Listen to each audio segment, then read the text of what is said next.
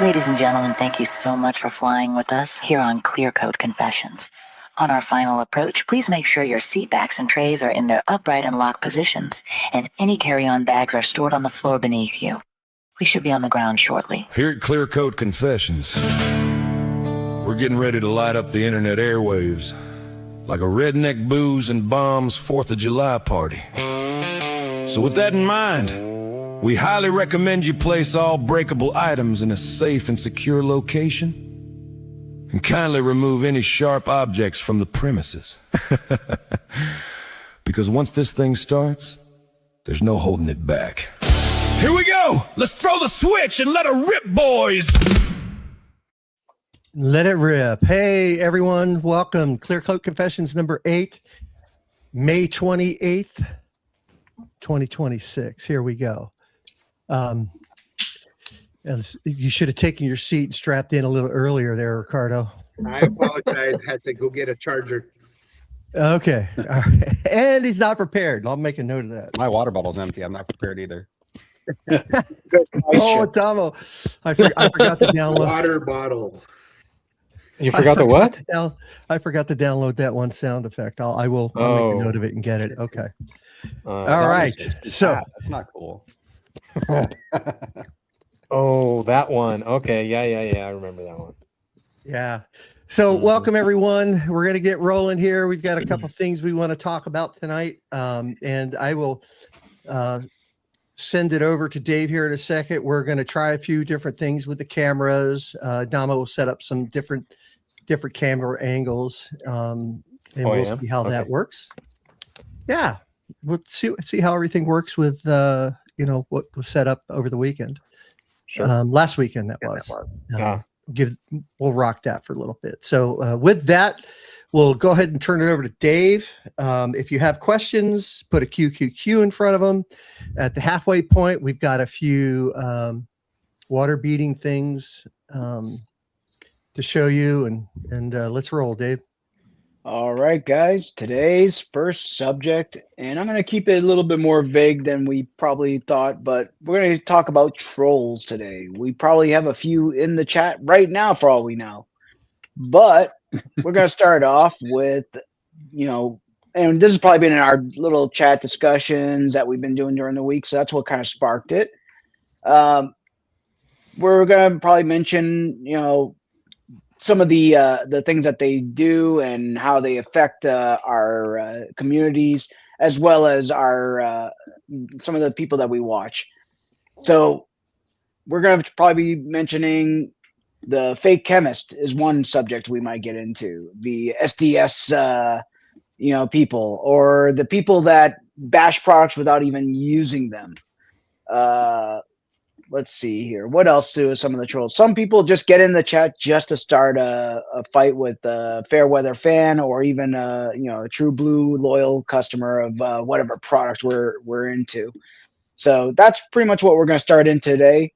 Does anyone have anything that they want to start off with on this subject? Anyone get triggered just by the sound of troll? I can go first. I know Jeff was going to be the first one. I have the same person blocked 7 times. What? He's making new accounts, and he keeps, and I like, so the previous names: Hugh Janus, Dixon Moorhead, Richard Cox, Richard Long, Dixon Hermouth, Yanni Obakirk, Richard B. Long. And so he creates like these new accounts and tries to say things that I said in the past, but use them against me. So Jeff, you don't have a troll, you have a stalker. But I'll give you an example. A year ago, I tested the ShineMade EB212, and I was like, yeah, it's cool, but it's kind of a clone of the Merca, and I prefer the originator, not the duplicator, whatever. Well, then I'm using an ADS drift foam cannon in one of my videos, and he's like, well, I thought you don't like the duplicator, you only like, what I mean? Come on, man. No, I'm using it because it's cheap and it works well, and a lot of people are probably using it. So that kind of stuff drives me nuts when they ask these leading questions. I get a Porsche. Hey, you really like vintage cars, don't you? Well, like, I don't really think of it as vintage, but okay, I guess I appreciate that. Just like these little slights, these little digs. That's what I constantly get from this guy. So how long has that been going on? I mean, I've had the channel for 5 years, so probably 4. And what I do is there's a button that says hide from this channel, so it still lets them comment, but they just don't get interactions anymore. And it takes a while to realize they're hidden from the channel and make a new account. So, how long have you known Adamo? 2 years. Just checking. Yeah. Have Adamo and your stalker ever commented on the same video at the same time? Have we ever been in the same room? I don't know. I don't know. So, yeah, that's what I get. Yeah, so I mean, the thing that chaps my ass mainly about trolls, because I'm not a content creator except for what we're doing here, but the thing that chaps me is like, I mean, I don't mind them voicing their opinion, but the ones that are self-righteous and think that they're doing a service for the community, that's really what pisses me off. Like, the ones that, no matter what you tell them, they think they got the answers to everything. And it's like, dude, where's your chemistry friggin' degree that you can tell me with, surefire that you know what you're talking about? Like, well, I'm not gonna mention any names, but there's a guy on the internet that, said that Eddie's like nemesis and Pan's first iteration of the Rinseless was not real Rinselesses. They were ionic rather than non-ionic, so they had to be rinsed off basically. So yeah, he was saying it's car soap, right? Right, and he based that all off an SDS. Now, I used to write SDSs for one of the tire companies I used to work for, and those are like basically pencil whipped chemical sheets that we had to submit to the government just to make sure that there's nothing dangerous for the employees or for the consumer that they need to know about. That's pretty much it. Anything that may cause skin irritations or explosions or whatever. So there's no trade secrets in them. There's no like ingredient list on there. So they're trying to decipher something that makes no freaking sense to anyone but, if you got a couple case chemicals that are on a list, and they decide that is the be all end all of that chemical. Come at me, bro. Who wants to say something else about that makes sense to anybody else? I don't know. Well, I feel like you're honey dicking us. You should drop some names. Mm-hmm. No names. No names. We're good. Oh, dude, if you don't know who it is, then where are you at? He knows. Yeah, that's my boy. Can you guys hear me? I think that leads me to kind of what triggers me, and it's funny. It's not so much the troll, but it's a no-win situation. Like Dave's talking, right? The guy is talking out of his, what, doesn't really have an idea what he's talking about, and you can answer him. You can, try to educate them in the chat, but does that person really want an education? Is that person making the comment because he wants to add something like Dave said? No. And even though you can try to counter it, the guy's getting what he wants, or the gal's getting what she wants, because they're getting the attention from the content creators. They're getting the attention in the chat. And it's kind of a no-win situation. And for me, that's the frustrating part. It's really hard to logic somebody else out of an opinion that they didn't logic their way into. Mm-hmm. Yeah. 100%. Well said. Now, what's we can worse? hear you, Chingy, by the way. We can hear you. What's worse? The guy that, is the comment, warrior, the guy that doesn't, stand in front of the camera, and he's always got all the snipes and all the comments that causes trouble within the chat, or the one that makes videos, maybe they have 20, 30 followers, whatever, and they feel like they are doing a service for the community, and they make BS videos about certain products. I mean, I guess the person who Choose made- optional. the person who made the account 2 months ago and replies with no history, no name, no nothing whatsoever, I see as a coward. Like, I agree with that. you know, I mean, if somebody's making a video and putting themselves out there, I firmly agree that firmly believe that we are the sum of our experiences. So if we've got, you know, somebody that maybe I don't agree with the person, but like they tried Incredible Suds and couldn't get it to foam, for example. You know, like, okay, well, he had an experience and he shared that experience, and you know, maybe he should have tried something differently. Maybe he shouldn't have, you know. I think everybody knows what I'm talking about with that, but like if you're trying stuff and you're having experience and you're sharing that experience, and as long as you're doing so honestly, I think that's one thing versus, I don't know. Yeah, and I know who you're referring to. That person in the UK. Like, I don't think he is trolling purposely. I know some people may think he is. I just think that, you know, you can't count their variables out. You know, we may not experience that here in the US. So I mean, that's not really a fair thing. You know, he puts in a lot of work.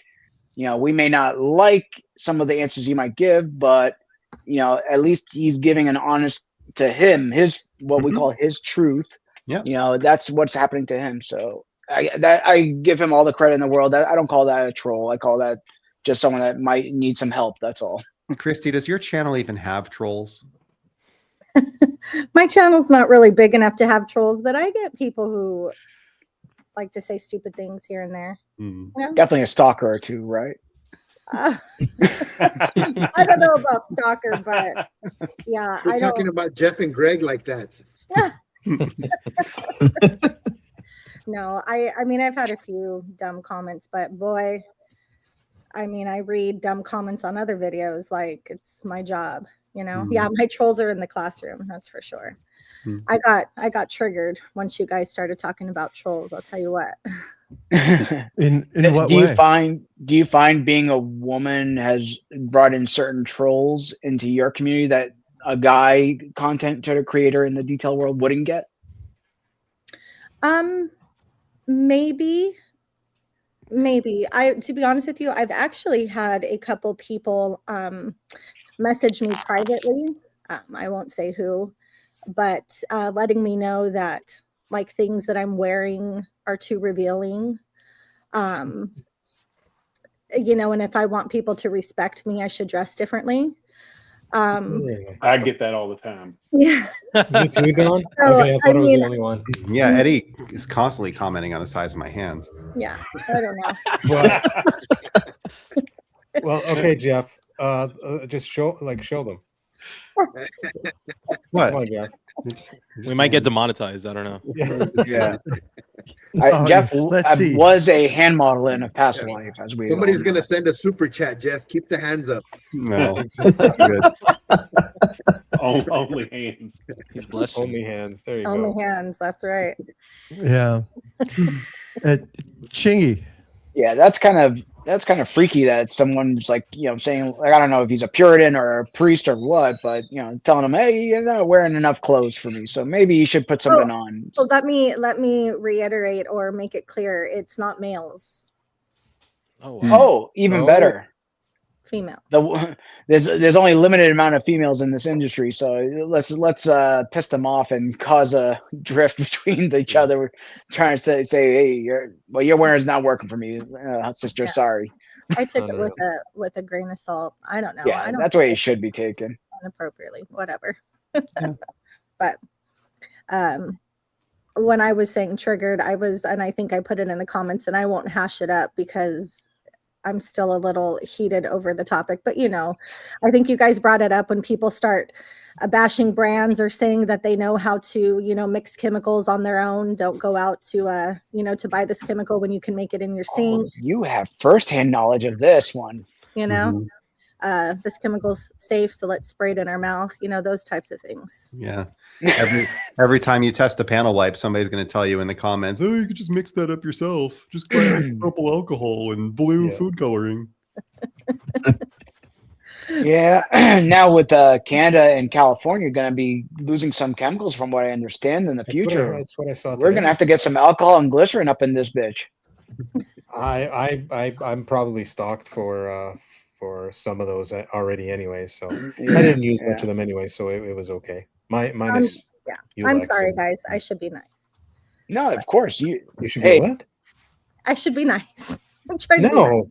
No, you don't have to. we're not talking about anyone in particular. We're not. We're not. No, not at all. No one that might have been an analyst in another, department of government that may or may not have passed or failed the test 14 times. I have no clue. Anyways. Anyway. Chingy. Yo. What's your opinion on trolls? I've got a couple of thoughts on this. I think there's a fine line, right, between being a troll and then just being an idiot. So I'm kind of good with trolls, having a little fun in the comments, poking a little fun, keeping it I see you on Facebook all the time. What's up with I that? think there's a place for that, right? Sometimes we can get so deep in detailing that it's a little foolish to me, where it's like, just lighten up a little bit, relax those eyebrows, because you're getting some age lines developed and those eyebrows are rocking hard, people need to lighten up a little bit. But then you've got others who are creating content and where I think it borderlines of just being opinionated to telling people they're wrong when they're not walking the walk. So you got guys that are doing this simulated experiments and they're not professional detailers. They're not doing thousands of cars. I saw one who went off on Carlos. This guy's done thousands upon thousands of cars. This is how he feeds his family. And you got someone who doesn't live that life and learn things in a classroom, telling someone who has put many meals on his table by living the life. So you go from being a content creator, an opinionated one, to being a bit of a troll. That to me is more the type of trolling that I can't stand. There's some guys that we know as trolls in the comment section, and they can have, a little fun, and they fixate on a specific thing. We'll use price, for example. You've got some guys that are like, they got their calculators out and they're like 6 sprays at 1.2 mils. That was, so much you spent on a tire on a Porsche, right? Mhm. On a $100,000 car. The guy with the $100,000 car could give a rat's ass how much it cost. It works for him. Why do you feel so self-inflated in your personal opinion of yourself that you've got to call a guy out for doing what he loves doing? And that to me also is a troll. Yeah. But just having fun, letting loose, cracking jokes, I think we kind of need that, right? I actually appreciate some of those guys. I myself partake, I'm not just a client. You don't say. I'm not just a client, I'm the president, but keep it in good fun. Try not hurt feelings, be respectful. Don't call people names. Don't degrade people's integrity. I think that all makes you a bit of a good troll, as long as you can be respectful and do that. I think there's a place for that.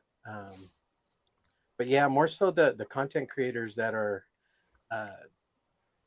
not walking the walk, telling everyone who works in the industry you're wrong and this is just the way it is, just seems kind of stupid to me. Those are the ones that irritate me a little bit more.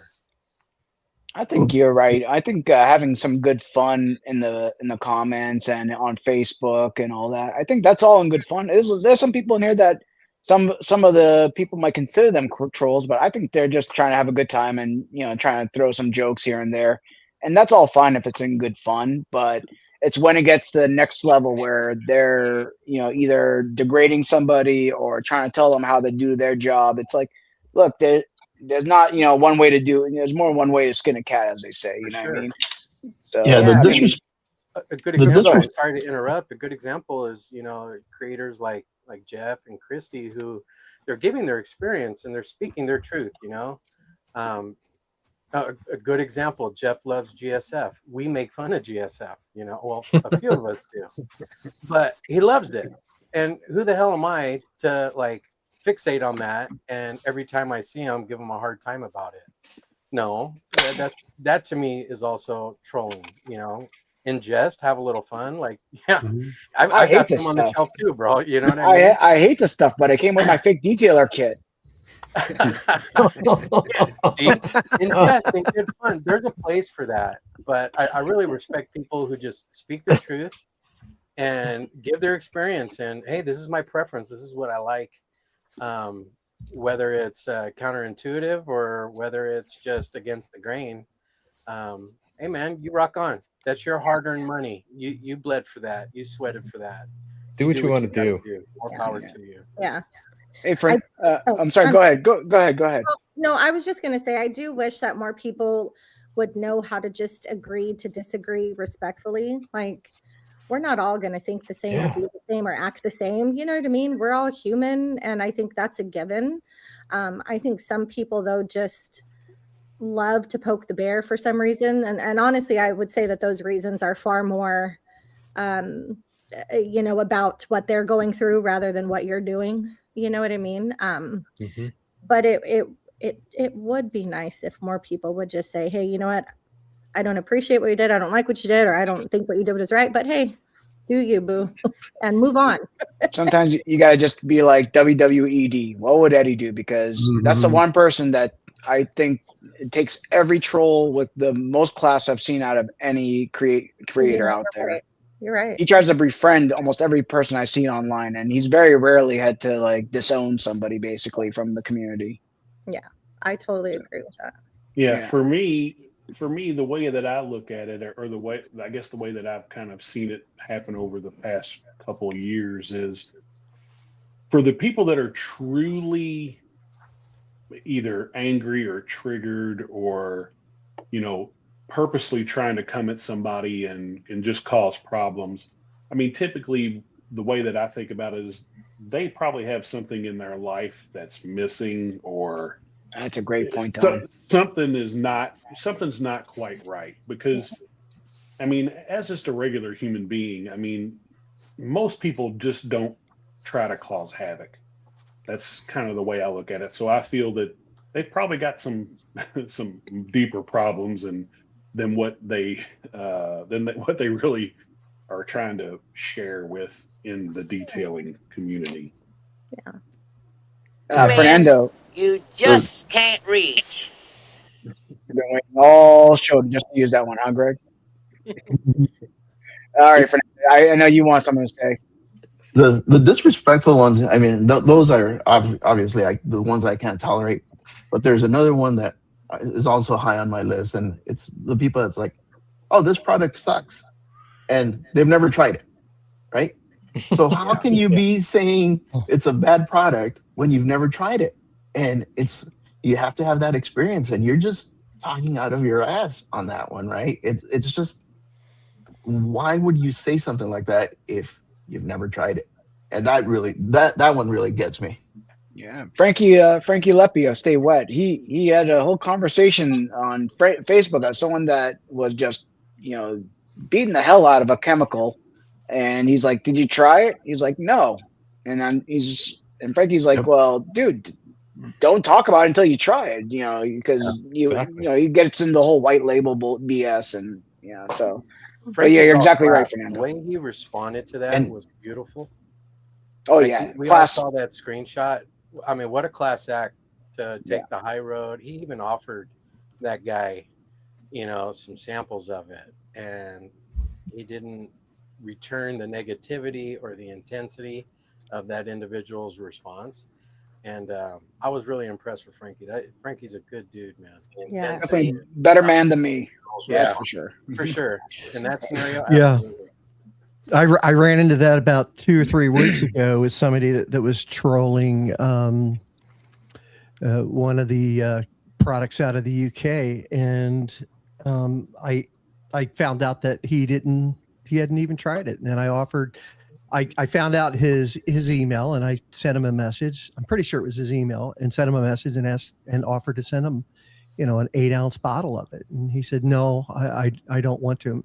Maybe that's because he didn't trust me having his address or what. But if you're saying something that's that negative about a product you haven't tried, and you've got people willing to send you a free sample, why not give it a try?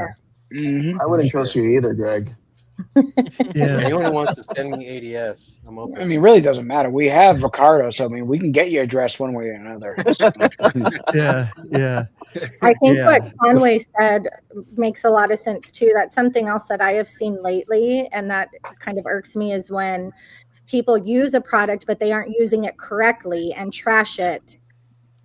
Call it a bad product, yet they didn't follow directions. They're not using it correctly, or they come up with some reason that Well, I mean, I'm a little torn the there. first thing, Kirsty. I'm a the little first torn thing there. people blame Are is you? the product. Yeah, Well, that's so what I'm saying. Yeah. there's Yeah, a I mean- particular brand that the products are excellent, but their instructions are non-existent. Well, that's in cases like that. I agree. To me, the brand, not the people that are fans of it, own the responsibility of putting good instructions out there. And if Agreed. people have bad experiences because there's a lack of information available to us, even when you go searching, this brand in particular, you can go searching and even the content that's existing is in a different language, and they're not even representing the brand themselves. They're giving their instruction. So it's not even the instructions from the brand. And so at a certain point, the brand has to own that, and they got to take the hits, right? To me, but then also we do have an onus upon ourselves to go seek out that information, especially if you're preparing to use it on a customer's vehicle. You should test that prior to receiving a paid service for it, in my opinion. Yeah. Or before you go and make a video that the world is going to see, in my opinion. Agreed. Yeah. If I have a good experience with so I generally do not search out any research, anything at all. I read the bottle. I do what's on the bottle. And if I have a good experience, I share that good experience. If I have a bad experience, then I try to adjust variables to try to figure out. I feel like that's your responsibility as a reviewer. Like if I had a bad experience or an experience different than what you expected from the manufacturer, try something different. See, like it didn't foam. Okay, let's put a little bit more in. Let's try to figure out like what is the problem here before trashing a product. But I do agree if there isn't good instructions, like I shouldn't have to go and look for another YouTube reviewer to figure out how to use a product that I bought. I should be able to be a consumer, right? And have the same experience as the consumers. What I respect about you, Jeff, is you generally don't do negative reviews mostly. You tend to try to find the positive light in pretty much everything you use. And even if there's not going to be something, hey, go out and buy this product right now type of attitude, you at least say, hey, at least it did this or that or the other thing. And I very rarely see you shit on a product, like to the point where it's like, dude, you're kind of like bashing this poor company at this point. You know what I mean? Obviously, putting Amazon crappy Chinese products to the side, you know what I mean? Obviously, when they send you shit, they do it at their own discretion. So, but that's a different ballgame. Well, and even that, I won't accept something that I don't think is good. Like if, like I have companies that'll reach out to me about like, whatever, like super low end pressure washers or like different random things like that. And I just don't review them because I don't want to have to do a negative review. I don't really want to deal with the like if I'm not interested in it, I'm not going to be excited about reviewing it. It's not going to be a positive video for anybody. I'm not going to enjoy doing it. The MaxFlow one that I tested, like I was actually legitimately excited about it because it's a new thing from a new company, but I don't know, the lower end stuff I tend to not get into, and there are plenty of channels that do that. Keeve does that. Josh does did it today. Yeah. And there are people that's their niche and they do it well and they have a following for that. And I don't, it's not who I am. He did it. It was more like a buyer beware type video today, which is cool. I mean, that's good for the consumer. And he's trying, if someone wants to go ahead and buy a $25 garden sprayer with a piece of rod attached to it, then at least they got the warning from Keeve being like, hey, this is dog shit. but he's telling the truth because it's just a scam going on around, and that's Yeah. good. That's what the community is there for, each other up. Well, and along those lines, I think to a person, all the content creators that we have on the panel right now, Jeff, you kind of, but Christy, Fernando, you guys share the experience.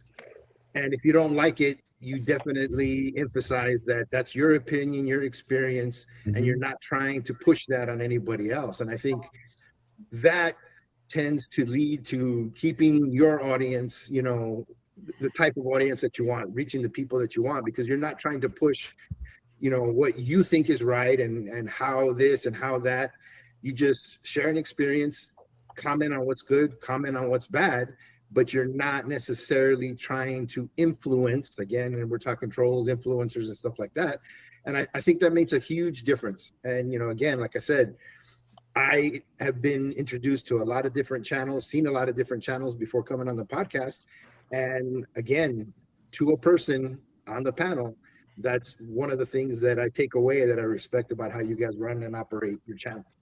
Absolutely, 100%. It's a good point by Chris M. As a viewer, I almost don't want to see a negative or bad product reviews. Do I really want to waste 20 minutes on a product that I'm told that isn't worth buying in the end? Yeah.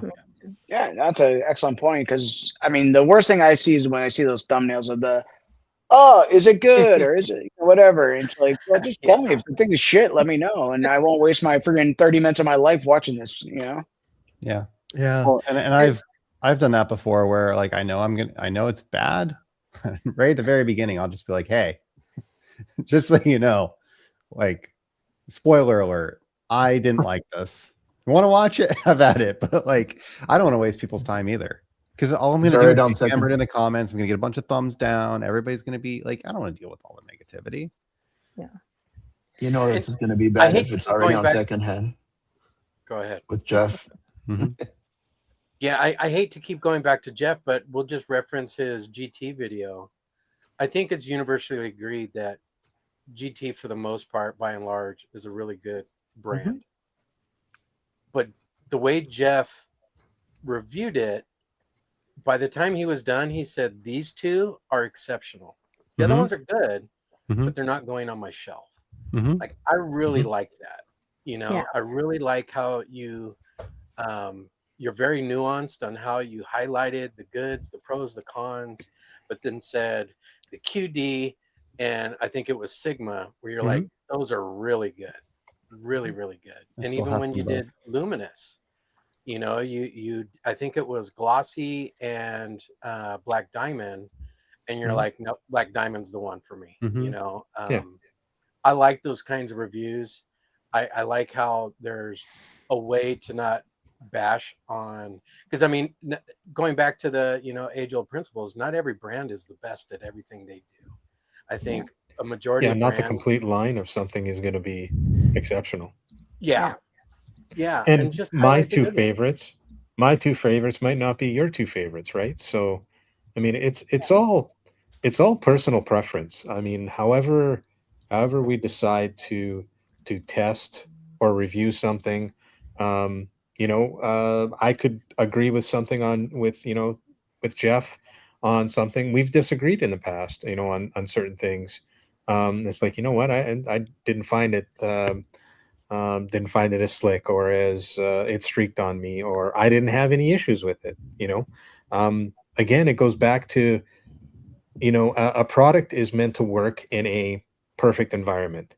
Now, Jeff's environment is sunshines and rainbows most of the time, and in mine, it's frozen and dreary, right? So, some chemicals that work for Jeff, or don't work for Jeff, work perfectly fine here. It depends on, and I'll never, bash a product. I'll figure out what works in my environment, what works for me. It might not work for somebody else. So that's what I was going to get into. Detailing is a really polarizing topic. Huge. Some people love a certain brand, some people don't like the brand.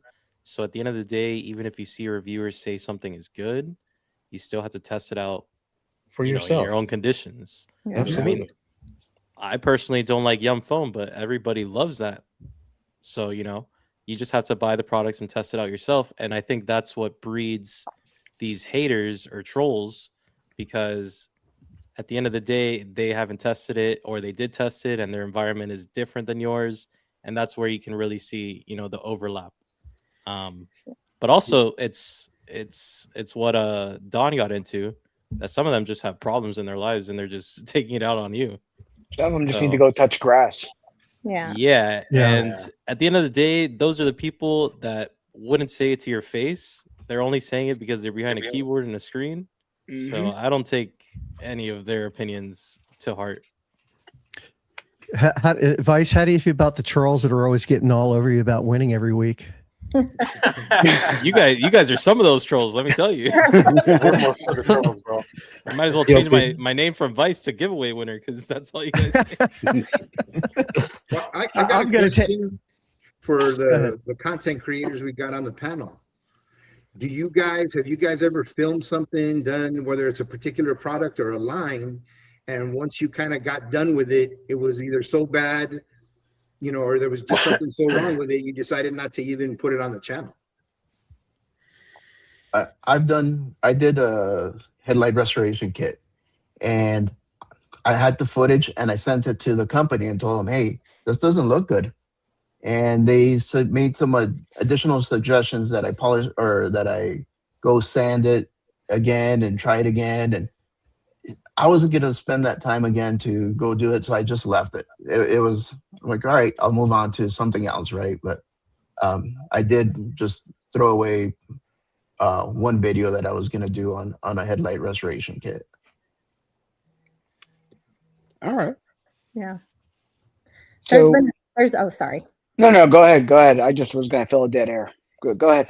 I was saying there's been a few, not any Thor products, but there have been, some people to send me some products, whether they've white labeled them, I'm not really sure, but were not good. So I didn't put the video out because, I think Chris did make a good comment though. And I think it is important as well, when there are products that just aren't working correctly or aren't working as they describe themselves to work, then I think an honest review, even if it's kind of looked at as a bad review, is beneficial as well for those manufacturers, those companies, to then go back and make those revisions.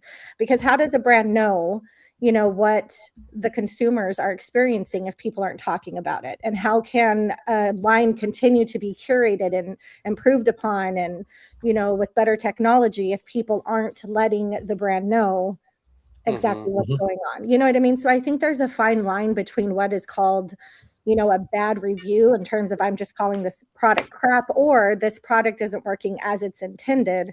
Here's what's going on. Constructive criticism. I mean, I think we have a duty almost to. You said duty. What's that? You said duty. I said duty. We have a duty to, to not necessarily call out, but sometimes it's just make aware of that, maybe the product doesn't work in all situations. Yeah. We had Rob on the other week where he said his soap has an issue with foaming in high TDS scenarios. That's a majority of them, though. Most people didn't notice it though. Yeah.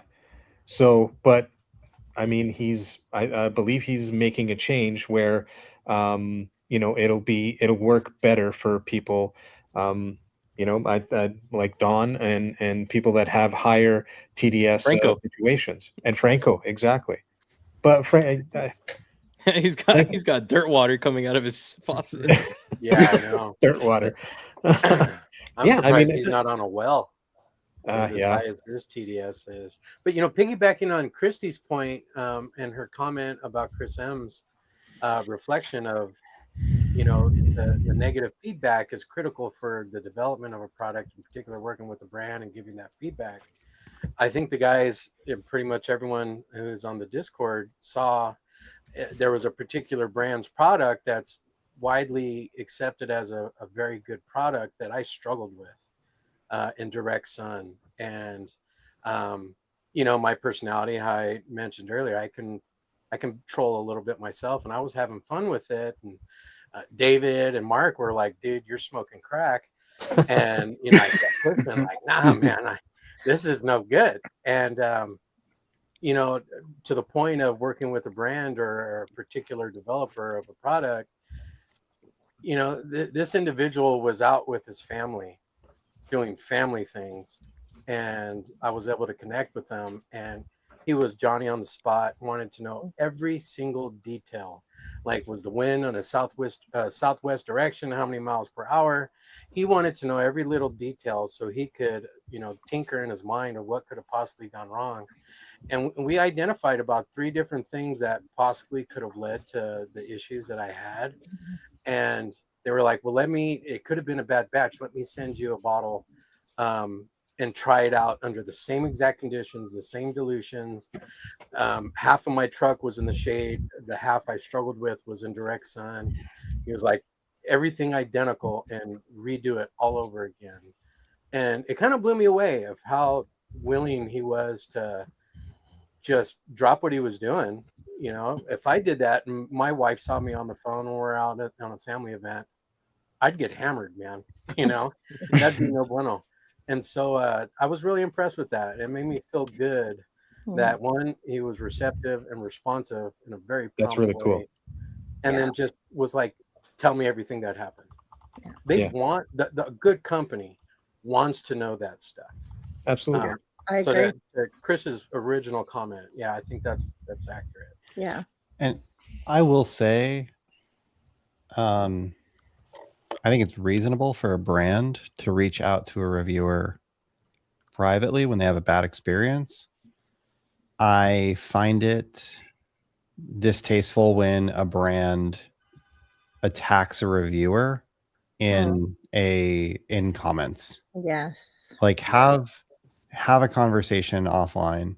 But there are some brands, like I like DIY Detail actually is probably the best representation of this. Every single time anybody reviews any one of their products, positive or negative, it's thank you for reviewing our products. Thank you for including us. That's all it is. It's just a very one sentence thank you. And like, I think that's the way to do it as a brand. Be respectful. Maybe share a little bit of like, oh yeah, well, you could try this as well, which, like, Nick from Yum is pretty good about that. Hey, try citrus at a different thing for this other thing, and you might actually like that too. Just FYI, maybe just add a nice little thing. But I was surprised at, sometimes I'm reviewing a product line and I would get comments from their competitors bashing that particular product line, or saying how they were better than that particular product line, or how they were less expensive than that particular product line, and it's like, okay, but in this industry, like, so many of us know so many of us, and it's like, I don't know, I feel like it's a bad taste. That was 1,000%. Yeah. That was. I saw that. That was. Yeah. If you're reviewing one company and another company is like you said is bashing or talking negatively about that company, it's more of a bad look on the company commenting than it is on the company you're reviewing. Yeah, and I have 2 or 3 brands that I've just chosen to not review them, even though I've owned some. I've had a couple of the products here. I had a couple of things that maybe I got from cleaning out somebody's garage or something along those lines. I might review these, and then like I see how they show up in comments in Facebook groups, in threads, in this and that, and it's like, even if no, I'm good. I don't really need to support it or do it. Actually brings up a good point. I really wasn't going to get into this, but I mean, does that affect anybody's thoughts on a company where someone that does not represent the company officially but you know they're in their circle and they get into everywhere else's business. Now that company may not get into the other products, videos or Facebook groups or whatever, but they're like they're fanatics. They get into the groups and they talk shit and they do all the trolling. Does that turn you off from the company, or just because that troll that has nothing to do with the company officially, but they're in their circle? As a consumer, it does for me, 100%. Yeah, I mean, we all experience it, I'm sure. Oh yeah, Mhm. there was a brand in particular that when it launched, I grabbed a couple of products that I didn't have good success with because of the way I delivered the product. I was using it in a foam cannon. Once I moved it to the IK with a hard dilution, I have much better success. But I chose not to venture into that brand at full price until I had an opportunity to get some secondhand, simply because of what the mouthpiece was, and it's had good feedback all around from a majority of the reviewers out there that whole line is really good. Mhm. And so I'm doing my best not to name that brand, but it was a year of not using that product and spending money on products that everyone said was great, simply because of who the mouthpiece was. So yeah, everything you just said, David, that was me. I've lived that. Mm-hmm. Yeah, Well, absolutely. but I mean, even if it's an unofficial connection, I mean, can't we, assume? And like I said, if we're making that connection, most people are making that same connection. And so the company unofficially is allowing somebody to represent them. And why would a company want to be able to, or want to allow that to happen? I think it's the company's duty to actually, I mean, maybe have a conversation with somebody. I don't know. Moderate some of that. Yeah, I think it really comes down to defining representation, defining adjacent to, connected to, whatever that may be. Like, I'm friends with Eddie. I'm friends. I know most of the people on the Thor podcast, but I'm not part of the company. I hung out at their booth at SEMA. I went out to, Eddie bought tequila shot. Like, you know what I mean? Like, I'm friends with them. Right. But that doesn't mean that I'm more or less likely to give an objective review of his products. I think that's more a testament to who the reviewer and who the person actually is that's doing that. Like, I try to be, I kind of say, like, I try to be Switzerland, right? I still have TRC products. I still have ADS products. I still have OG products. I have Thor products. I have Quiver products. I have products from like all different sides of the battleground, as it were. And like, I just try to use the products and like the ones that I like. And so I don't know. I get comments all the time though about like, I'm basically Matt's clone, twin, whatever, about like OG Matt, because I have a lot. You of have OG bigger stuff. hands. Well, I have a lot of OG stuff. Like, I'm wearing a shirt today, OG shirt, like under a Improved Garage hoodie. Like, that's links in the description, by the way. Yeah, and it's like, why do I get comments like that? Why do you wear OG shirts in all of your videos? Well, because I have 30 of them, and I like the way the shirts fit. And because it's actually cheaper for me to buy them from him than it is for me to buy them for myself from the same Improved Garage on them. Like, I just like to support the things that I like, so it does bother me when people come at me and they're like, oh yeah, you're friends with Eddie, you like this, you like that, or whatever, because I'm like, they pretend that I'm a shill because I, got a product for free, or because I am friends with a brand or something along those lines. And it's like, I don't know, being friends with Eddie just means that I'm more likely to reach out to him and say, hey, I had a bad experience with this. Like, what should I have done differently? And give him like a chance. But I try to do that with everybody. Or was hey, gonna say, I want a specific towel made, and he immediately does it for him.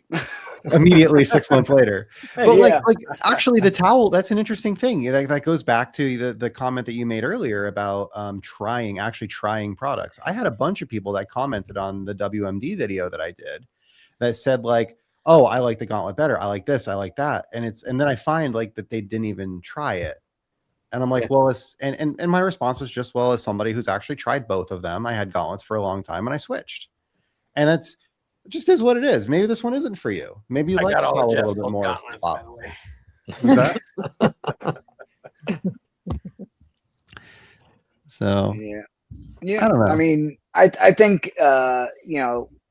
having both, like where you can, be respectful, be able to have constructive criticism, but at the same time, not go out and bash a company, without even using the product in a lot of cases, or having extenuating circumstances. Like there was a guy who got a frozen bottle of sealant, and he chalked it up to being a bad product. I'm not putting it down, but there's other Canadians that do this. But they use that as exactly, yeah.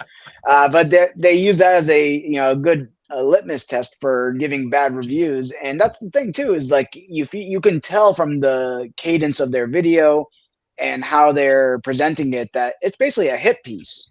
You know what I mean? And that's where I think it goes from constructive criticism to being negative trolling, whatever you want to call it. And then we're not even talking about the people who are in the chat that are just mindless sheep who just basically want to talk shit just to talk shit. But if anyone's got anything else they want to kind of wrap this up with a bow, this is your time, and we can close the subject out for good. Well, here's what I'd like to say about it is I've got a couple videos. I don't have that many. So what I run into is when I go onto other people's videos and I'll sit there and watch them, and I'll see some of those comments come in that aren't very positive. And, I'll try and ask some questions and have them clarify it. And the response that you get back really shows you what the person is. If they're going to explain and answer your questions, then there might be a good reason why.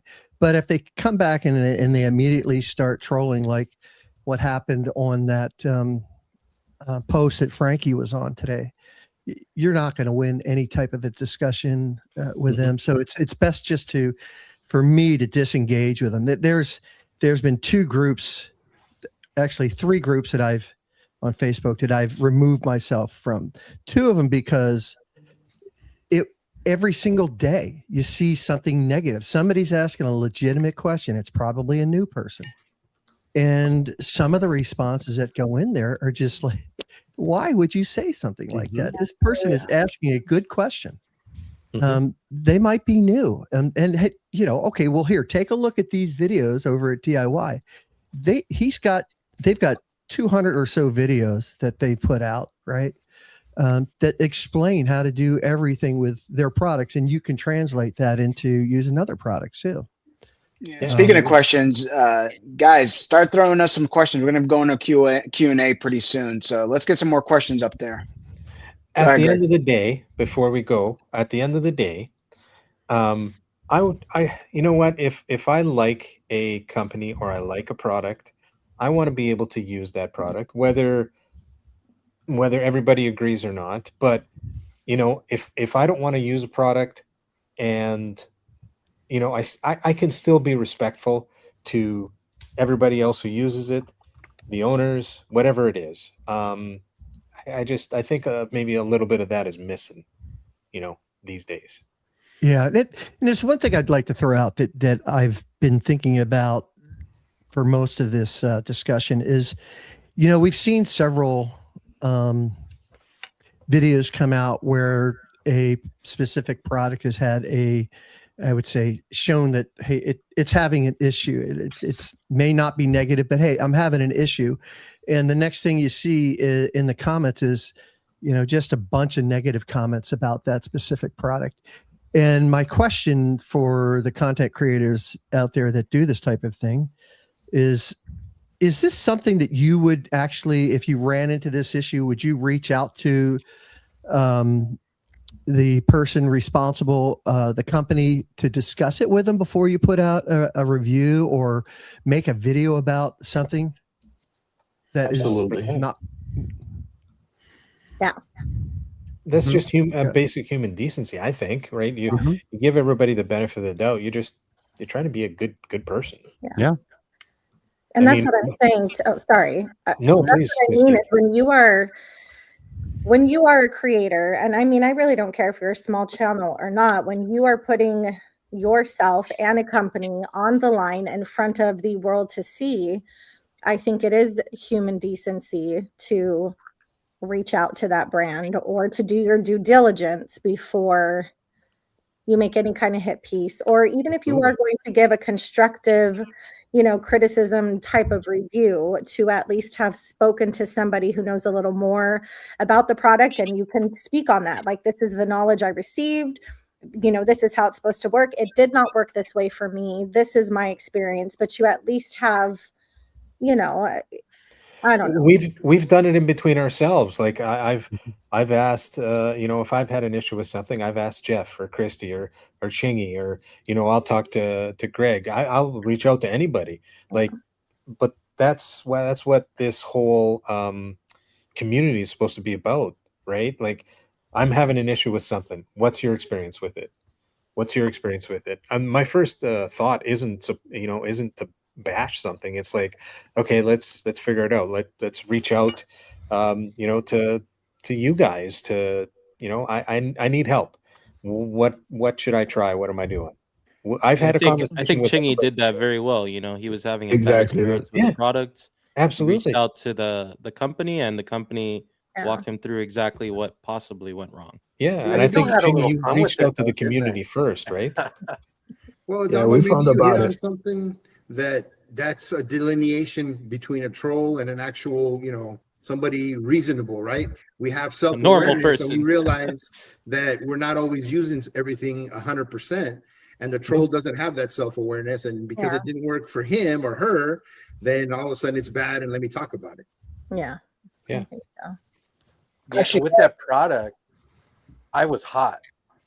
You guys, I came in hot. And Son of a- but then I Yeah, you finished, did. like, something happened. Like, I knew something was wrong. Like, this isn't what the other million people who've used it are saying. So something definitely went wrong, and I kept trying to think while also talking a little smack. But it was a safe place, right? Yeah. And I got it out, and then the maturity level kicks in. Like, okay, let's figure out what I really want to know. What the heck went wrong? More than anything, because it's one of the nicest feeling products I've ever felt in this particular category. So it's like, I'm going to miss out on this experience. I don't want to miss out on that. I can't Yeah, lose exactly. that, so yeah, but it took me, all of about 10 minutes of getting it out and having a little fun with it. And David and Mark giving me a hard time. I immediately started doing a Rinseless with Nemesis as you were going off about it. I was trying to keep it hush hush, sir. At least I wasn't mint. Oh boy. Oh, dude, we all know who you were talking about. Who's the only guy that's going to answer his phone? Clue. Oh yeah, right. The only guy that answers his phone while he's out with his family. Gee, I wonder who that is. Well, now I know. Could have been Ivan. Yeah, Ivan answers his Yeah, phone. Ivan's picking up the phone. He's more in the comments. We all know that. So, anywho, There's some good so questions in the chat. Yeah. Do Yeah, we want to so- do the beads first, or do we want to go into questions? Let's answer those questions first, David. And All right. And on the ending on this subject, let's all be nice to each other, like Jerry Springer used to say. Let's be good to each other. Okay. Good to If each you don't other. have anything nice Yeah. to say, don't say anything. Yeah, there's Yeah. a saying in the restaurant industry. It's like, if you had a good experience, tell others. If you had a bad experience, tell us. You know what I mean? That kind of thing. Yeah. Right. That's exactly a good way to go about it. All right, let's get some questions. Let's answer some I'll be questions. right All back. Greg, I'll be right back. Yeah. All right, David. So here we go. Be sure to wash your hands. All right. Yeah. I will. So Chelsea Chelsea's Bailey. asking, what's one product? Oh, sorry, go ahead, David. Oh, no, it's all right, Greg. You want to answer your question? It's okay. No, you got it. You got it. What's one product or process you were skeptical of at first, but now couldn't imagine detailing without? I know. Oh, Christy, you got an answer. Let's hear it. The PSB. Perfectly safe brush. I still don't trust that thing. Yeah, Oh. me either. I've had it for a After year and Carlos's haven't used it video? yet. I cannot wash anymore without it. Wow. And I don't wash. I'm gonna try it. It's affordable too. Let me I tell just you, saw the price I on it. It's don't affordable. wash the whole vehicle with it per se, although I have. But the grills, man, I will never attack a grill ever without the PSB. It has been a game changer. And on, things I can't reach, I don't have to step on a stool anymore. Yeah. But a perfectly safe brush on intricate grills is a serious game changer. So, okay, enough said. Anyone else? Well, I think I'm going through this Rinseless thing, and little background. I've always used Rinseless, but never as the wash process. I've always for the towels or for post polishing and glass primarily. Use the bulk of my Rinseless on glass, but with my integration of the Sun Gel and some powered tools. And with the new products coming out that are much more slick and a better feeling product, I don't know if I'm ever going to do a moderately dusty vehicle with foam anymore. It's just too quick. I knocked out both of my vehicles in about an hour. I think you by yourself probably gave Sunjo a hit to their stock. Like everyone started buying Sunjos after you were singing their praises about the Rinseless. Yeah, you should have had an affiliate I got one code. still in the box here when it went on sale. I love that thing. It's great because the PSI, to Christy's point of the bugs, like a little Preludio and a little Sunjo action, and I don't even need the PSB. It all comes off, baby. It's and it's fun. Because I still have my whole day, and that's for my personal vehicles. I still like the foam for when I'm doing a customer vehicle, just because it's more hardwired for me. It's more of a reflex. But Rinseless is a new one. Yeah, I think I'm in the game now. I agree with you, Jiggy. The Rinseless, when you start thinking about it, it's like it doesn't foam, it doesn't do. You don't see it planing, or you don't see. You're used to seeing foam on something that planes, right? Like for regular soap, and not seeing that, and the dilution ratio of 256:1. You're like 1 ounce is going to cover this whole bucket, right? That I'm going to use. For me, I was super skeptical, and then I started using it. It's like, all right, and now it's my preferred way of washing a car. So it's getting over that hurdle of that skepticism, right? And trying it, that gets you, and you do notice a difference when you try a Rinseless that you didn't like versus one that you prefer, right? And there are differences in the Rinselesses, just like with soaps, and you start noticing these things. And for me, it has changed the way I know that I'm going to use this Rinseless for this process and this Rinseless for this other process. And so that has been a game changer for me. Yeah, I would say for me, I ended up getting by accident a gallon, probably 6 years ago, a gallon of detail spray from Adams, and I didn't know what it was. Yeah, and I watched a couple videos, and I wasn't convinced I needed a detail spray to use, because I had some nice drying towels, so I just used those. Everything changed last July when I went out to Pocatello and spent 4 or 5 days with Eddie getting some information and training, and then using Yum Detailer. That completely changed drying aids for me. From that point on, there hasn't been a car that I've washed that I haven't used a drying aid on at this point. Yeah, I would say Rinseless for me. I never thought that I could clean a car without soap. And then I don't know. I'm to the point now where I have a car that's like entirely done with rinseless, and I like being able to do it. Like I'll do it after this freaking podcast. It's 9 o'clock. I'm out there in my, cow slippers.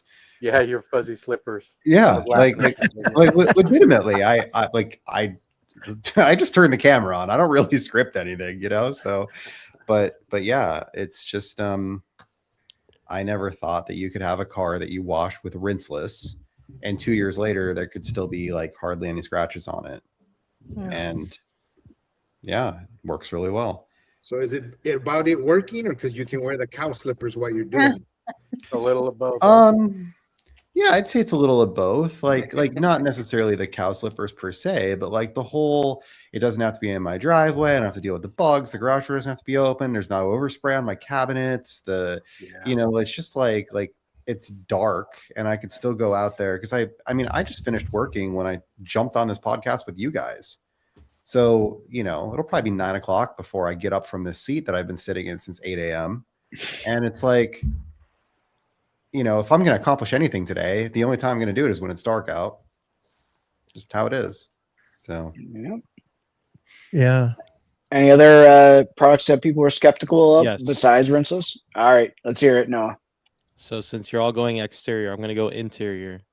I'm going to go with the Fur Real pet hair nozzle for the shop vac. Yeah. There is some things that you can't vacuum unless you have that. Yep. Especially like Tesla carpet, which sucks. That's a game changer right there. And you don't think it's anything special because it's just like rubber, but it really does make a big difference. It does. Yeah. All those rubber brushes make a big difference. I have a hand brush too that you just take a bunch of it and put it in a line and then you can kind of suck it up. It's not as good as the For Real, but I have the For Real too. But yeah, that thing. And it actually lasts for a long, long time. I've never replaced mine, and I've I'm on using the first it for one too. a couple years. Yeah, I always see the mobile details. They look like they chewed off the whole nub of the For Real. It's like, Jesus, what the hell are they doing with that thing? Gets used a lot. They're cleaning stereo cars.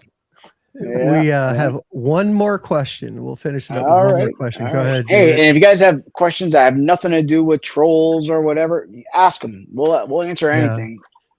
All right. David Boyce asks, what's your favorite exterior trim dressing and why? Also, what's your favorite tire dressing? Oh, these are very personal questions, David. Okay, before you guys answer, I've got to go ahead and get going. All right, Christy. Thanks for coming on. Had fun with you guys. Thank Love you, you. Christy. Thank you. Love you, sweetheart. Bye. Thank you. Good night. All right. So right now I use a lot of different tire dressings and trim dressings, but I mix them up. Like I use GT's tire serum. I've used Yum Dressed a lot. What else? Decked Out by Shine Supply is really popular for water base for me. That's pretty much the top 3 that I've been using right now. And the reason why I use them is because I like them. By the way, tire dressings is one product that I constantly switch, just because most of them are pretty similar. But do you have 15 of them laying around as well? I'm not like Don. I don't use that many, but my favorite one is the Katiba one, and also wait, the Katiba water based or it's solvent. It only has one. Solvent based. They only have one. I thought they had 2. Okay, Luminous I'm thinking of Luminous. Sorry, Luminous has 2. So I use the Katiba one, and then for dressing on trim, especially trucks, one of my favorites, and it's an oldie but a goodie, is Meguiar's Hyper Dressing, the ready to use. It's really, really good and very cost effective. Jamie, I'll give you a call tomorrow, Jamie. It's I'll give you the dates. Get her done. Get her done. Go ahead, I just Ricardo. used Sorry. the new trim restore on this Yukon that I did, my uncle's Yukon, and I used the Luminous. Forget the name of the product. Onyx? Body armor. It's a dedicated plastic. Oh, the trim armor. restore. Body armor. Yeah, in armor or something like that. Yeah. A tiny bit went a long way, Mhm. and it looked beautiful when it was all said and done. Yep. I was on what's the name of it? It was the Naziol trim coat. I was using that exclusively, but the luminous was really, really nice. A sealant type, clutch is really good. It's another one, but very expensive. If you get a big bottle, I think a 16 ouncer is like $35. But for tire dressings, I've got two that are my favorite. I have one, Tire Serum GT has a more softer finish, and it's self-level. It's really nice. But Yeah. my favorite right now that I use almost exclusively, and I've been picking it almost every time over Tire Serum. I'm kind of like in my Cholo days and my little lowrider days, a little bit more shine, is Tire Plus from ADS. What a That's a great good one. freaking product. That thing, and the smells, bananas, and it's just it's my favorite right now. Yeah, it's a really nice one. I'm currently actually testing these right now. Ceramic tire dressing from Invoke and their interior dressings. They're actually really nice. It's not like overly glossy, and the interior is actually pretty muted as well. So that's what I kind of like. I don't like them to be like super glossy. Yeah. I don't use interior dressings in, like, I just do quick detail or cleaner, something like that. I usually use like a Pilot or Refresh. Mile Deep Refresh is my current favorite. I don't really do trim dressings either. I'll do a trim restore if I've got some issues like tiger striping or something that's like tremendously faded. And then I could use the DIY one. I could use the ADS one. Like, I think any of the kind of black dyed ceramic restorers all work fairly well. I used to use Solution Finish. I kind of prefer the DIY and the ADS ones to that because they've got, some like barrier in there as well rather than just the colorant. How much market have they lost to Solution Finish in the last like year or two? Because like probably they haven't. a lot. Yeah, they have not innovated that much, and everyone's like coming out with these better products right now for like trim restoration. Yeah. On the tire side of things, I like no shine, really, like very, very minimal shine. So I tend to use like OG tire dressing. I've got Clean Tool tire dressing on the shelf. They're both like super low shine. Yeah, I'm pretty simple with that kind of stuff. I've got one matte not. that I'm going to try, the grayscale. Frankie sent me a sample. I can't wait to try it because I'm like, see, you got some gallons of grayscale back there. Yeah, they had a 30% off, and I jumped on it, man. Got the interior, the QD, and then their Glass Plus. Both highly recommended, but yeah, definitely looking forward to try the matte tire dressing. Yeah, I'll just go real quick. And the Guardian, I use diluted or not diluted. Diluted 3 like to 1 to 3, right? 1 to 3, yeah. Yeah. Yum Dress. I like Yum Dress. And every now and then I get GT Tire Serum. I've got a bottle of that I've been using as well. Nice. And Franco, you could be like Franco, and he goes straight with Guardian, which is like nuts. Yeah, I go straight with Guardian, and that's my preferred right now. That's what I got a 16-ounce bottle, and I liked it so much I ordered a gallon, right, for 2 cars, and so I go straight on that and it just shines for weeks, and just I enjoy it. I like it. You're an animal, that's a preference. With 2 cars, you have to use it straight, because or else it'll last you a lifetime. Hey, real quick, if somebody wants to answer this real quick, this would be great. Is Rupa's Bigfoot worth the money? Yeah. Sometimes. I mean, I don't think so. I like the LHR 15. They're cordless. I think that thing is super quiet, works very well. I like it a lot. A bunch of people have blown them up. The actual corded machines, I think that there are better machines for less money.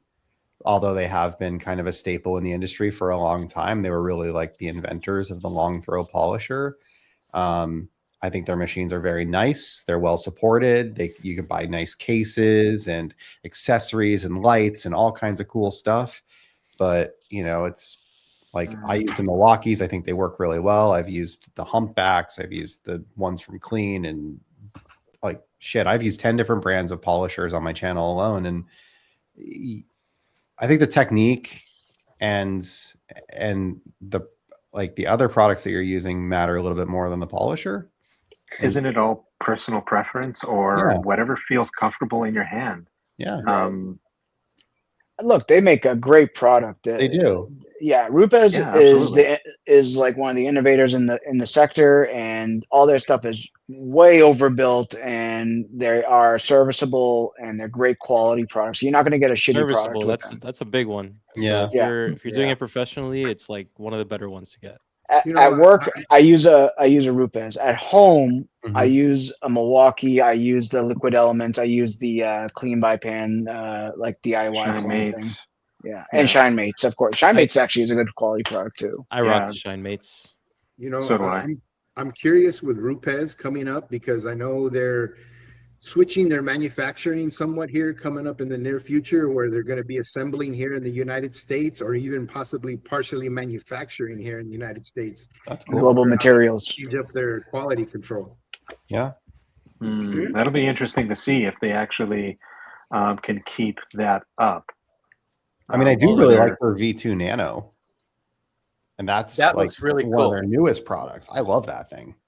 Oh, But you've it's used like it already? $600 to buy the Or a 1-inch polisher. Yeah. polisher again. Yeah, that's the part that's hard to swallow.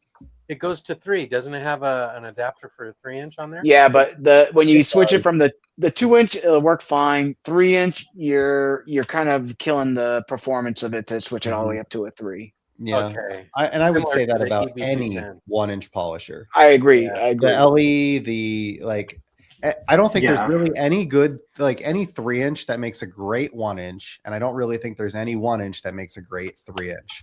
I think there's just too much range between those two and the amount of pad that you're trying to move around. Yeah. And you'll find that if you take something like a Flex PXE80 or the EB210 and you try to put a 1-inch head on it, like you've got this giant head in the way, even though you've got a tiny pad. And vice versa, if you got a 1-inch with a 3-inch, it doesn't have the power to throw it around in the way that like the EB212 or a Merca or something else will. So if you're gonna I'm sorry, go ahead. I was gonna say, Adamo, I feel like I cut you off there at the end. I'm sorry. I can't remember what we were saying. Oh, sorry. I'm so intently listening to you, so I can't. But yeah, if you're gonna pick like 3 polishers, get a long throw, whether it be a 15 or 21. Get a dedicated 3, and you can go with either a dedicated 1/2-inch polisher, and that should suffice for 99% of the stuff you're gonna do if you're doing it at an enthusiast level. Yeah, and I use my 1-inch with the wand more than I use it without the like. Absolutely. I usually just use the 3-inch for all the small stuff, the mirrors, the bumpers, all of that kind of stuff. Most of the time, if I'm using my 1-inch, it's with the wand. Yeah. And you don't have to get like I know Flex makes their own wand, and does Rupes have one? I can't remember now. There are a couple brands that have wands out there. There's a third-party wand from Kotic, Coatic. They sell it at Carzilla, and it works with like anything. With Rupes, with the LE, with like a whole bunch of different ones. And then you can just buy whatever drums you want to. You don't have to use their drums. You can get them from a variety of manufacturers. They're just a little, whatever it is, 1/8-inch round. And that thing works great. But I use it all the time for door handle. They have 2 or 3 different styles, because some of the polishers use the same thread and pitch, and some of them don't. So they have 2 or 3 different styles you can buy. And yes, Jeff made me spend money on it. Yeah, twisted your arm, didn't he? They're like $125 from Carzilla, and like I said, you can buy the whatever. You can buy the Batoka polisher for $100 and connect it to it. And it works. You can't buy anything from Carzilla anymore. Yeah, they'll fix that. They'll fix it. Let me know. Adamo will be your drop shipper. Yeah, there's ways around it. But yeah, he's right. They make a version that's for Flex and Rupes, and then they make another version of the codec that's just like the standard thread that screws into like the LE and the other ones. Don't buy the that one- SPTA like Amazon stick it to your drill like one. That thing is a piece of shit.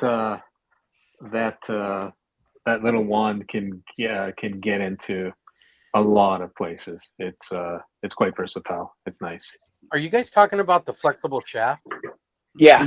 Okay. Yeah, the Codec Flexible Shaft Polisher is its actual name. And it's like 95 euros, 125 US, something thereabouts. I'm seeing a bunch of different euros. Places. Getting all bougie on us. I'm searching Google because Carzilla I can't buy from right now. Right. But which, speaking of which, UK suppliers, please ship to me. I've been emailing every UK place trying to get a fat newt, and I can't get it. So come on, someone reach out to me. David, Yeah, let's go. If it's available here, let me know. I can send it. Yeah. No worries. I'm keeping an eye out for Chris to put it up for sale. I've been still, looking at Carzilla. It's not on there yet. There are a couple of resellers in the UK that can't ship here. I'm guessing it's because OG has US distribution Exclusivity. rights. Yeah. So I don't think that anybody else can import into the US currently. Yeah. Well, I mean, for once, I can get something that you guys can't. The first time. Winner. Yeah, it's usually the other way around. All right. So I think we're good on this one. And Shell, so just wanted to remind everybody, just bring the positivity. Keep it all positive. You know, you're always gonna run into negative comments, and don't engage. You know, just try and respond positively. And you know, sorry, I was going to say back to the Rupes, is it worth the money comment? Check out secondhand detailing, car detailing deals. There's a couple different groups on Facebook where people sell secondhand stuff. Those things, like, they show up pretty regularly on there for 25 to 50% off. So, you know, if it's a comment about like worth the money, you might be able to get a Rupes for, you know, flex price or DIY price or, you know, something like that. Sorry. Yeah. And being on a secondhand market, they're worth it even more because they're serviceable. So that's the good part about getting those. Yeah. Yep. So we'll just finish it with this one more time. Some men you just can't reach. Get your money's worth out of it. Yeah. So let's just take a quick break from all the talking. We'll take a look at a couple bead people. Bead videos, bead people. Bead people. Is it people? People's beads. Yeah. Spit it out, Greg. So there we go. So the first one is from William B, who just retired from a career in the Coast Guard. Thank you for your service. And it was raining one day. He came outside, and this is what he saw. Take a look at this one, and then move on to the next ones. Here's my other kid's car. This one has the Diamond Protec on it and a B. Look at that little guy. As one, and we've got our friend Vic from Florida.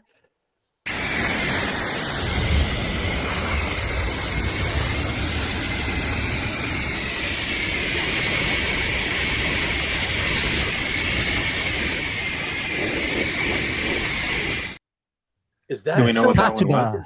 That's Katiba. Oh wow! Yeah.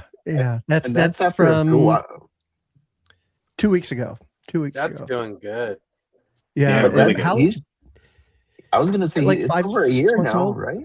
Is it I over thought a it year? was Okay. older. I thought it was older. Older than a year. Yeah. Okay, there we go. Yeah. Like Yeah, 18 months or something like that. Crazy. And we have our buddy Matt Niels. Post wash.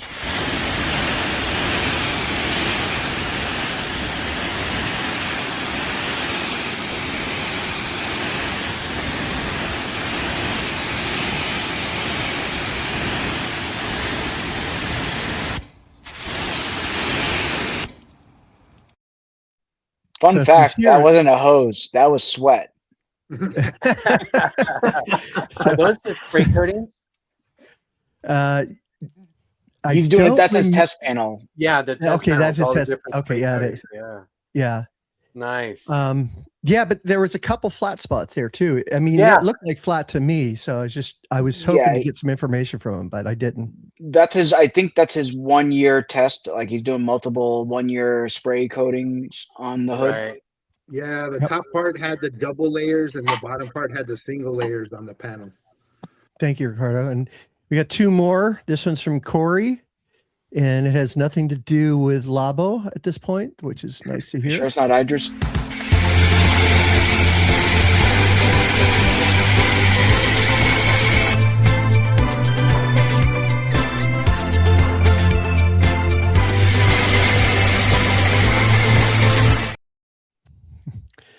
Clean. And Clean. clean. That was Idris save. 8 year. I'm just kidding. I don't know.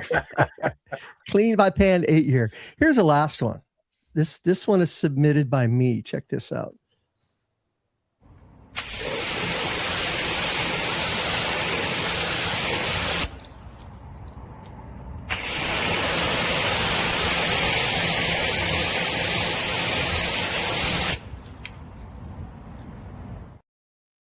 Any guesses? That's Yum I 6. can't guess because I Yep. know. I was gonna say Yum or Luminous, one of the two. Or is that No. that's not Chimera? Huh? No, so that's the Acura, with 400,000 miles on it. I haven't put a coating on it in probably 4 years. There's no protection on it. I just washed the panel, and this is what I put on it. So I can I get can't this see. up It's here. it's an invisible bottle. Oh, it's There a we go. bullet. Oh, wow. It's L001. That's that Yep. new one. Is that Yep. the spray Bullet. wax or is that a? Yeah, Yeah. performance that's liquid wax. Yeah, I Nice. was pretty impressed with that. Yeah, That looked like a full-fledged coating. yeah, it looked pretty good. It was very good. Of Wow. course, I did everything like I would do a coating, except I didn't buff it, but I did do a complete decon on it. So with that, thanks everyone for listening, your questions, and Chelsea, send us an email at info@clearcoatconfessions.net. Great question you had tonight, and we're gonna have I've got a surprise for you. So send it to info@clearcoatconfessions.net, Chelsea, and we'll get you something out. And we've got two other giveaways that are going to be a surprise. That they are Kataba products, and we'll do something in the comments after. We're not going to do anything in the chat right now. I don't want to do that. It's too hard. So Vice, Give Greg a heart attack. Yeah, we don't need that. Vice, you'll be responsible for coming up with the hashtag or the word. Okay. No hashtags. Let's do no hashtags. Just Comment. tell us what your favorite Katiba product is. There we you go. It's a good one. There we go.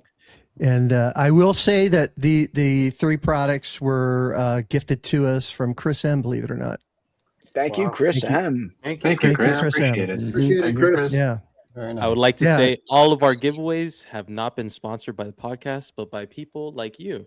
So thank you Yeah. all very much. The community itself has really stepped up, and we really appreciate it. Like, we do this because we love to talk, we love to chat. We do it, on a weekly basis, whether somebody watches or not. But it's been we've had really positive feedback. I know sometimes it's a little confusing, but we're trying to work some camera angles like this, so whoever's talking is maybe highlighted a little bit, so maybe it makes it easier for somebody. So it's a work half in of us progress. We're in trying. here are retired, so give us a break, okay? All Can we right. go back to So bullet for a second?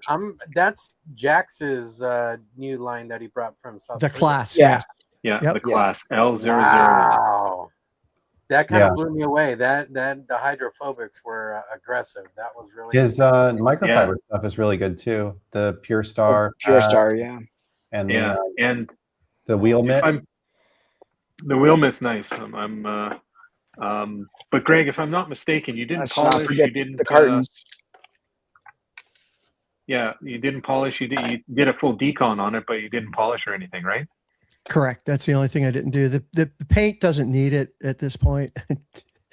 And if I do get a coating for it, I'm not polishing it. Hey, Greg, will you mind sending me some of those videos so I can see more of that? I appreciate it. We're not going to ask what you're going to do with them. We'll just respect your request.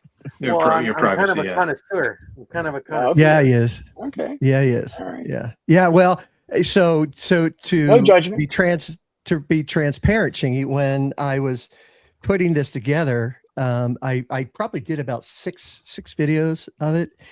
And I finally said, let's try something a little different, going straight on. And I remember Chingy saying something, hey, I'm getting this angle and I'm coming up from the bottom and, getting that camera down low. And it's just all different types of angles. So I had probably 6 or 7 different angles that I was working on. And that one came out really good. And I was a little lower than the pressure washer gun.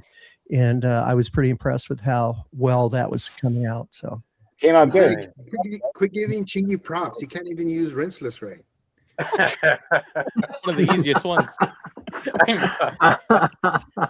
I'm a baby. He just doesn't trust it yet. One day. Hey, you know what?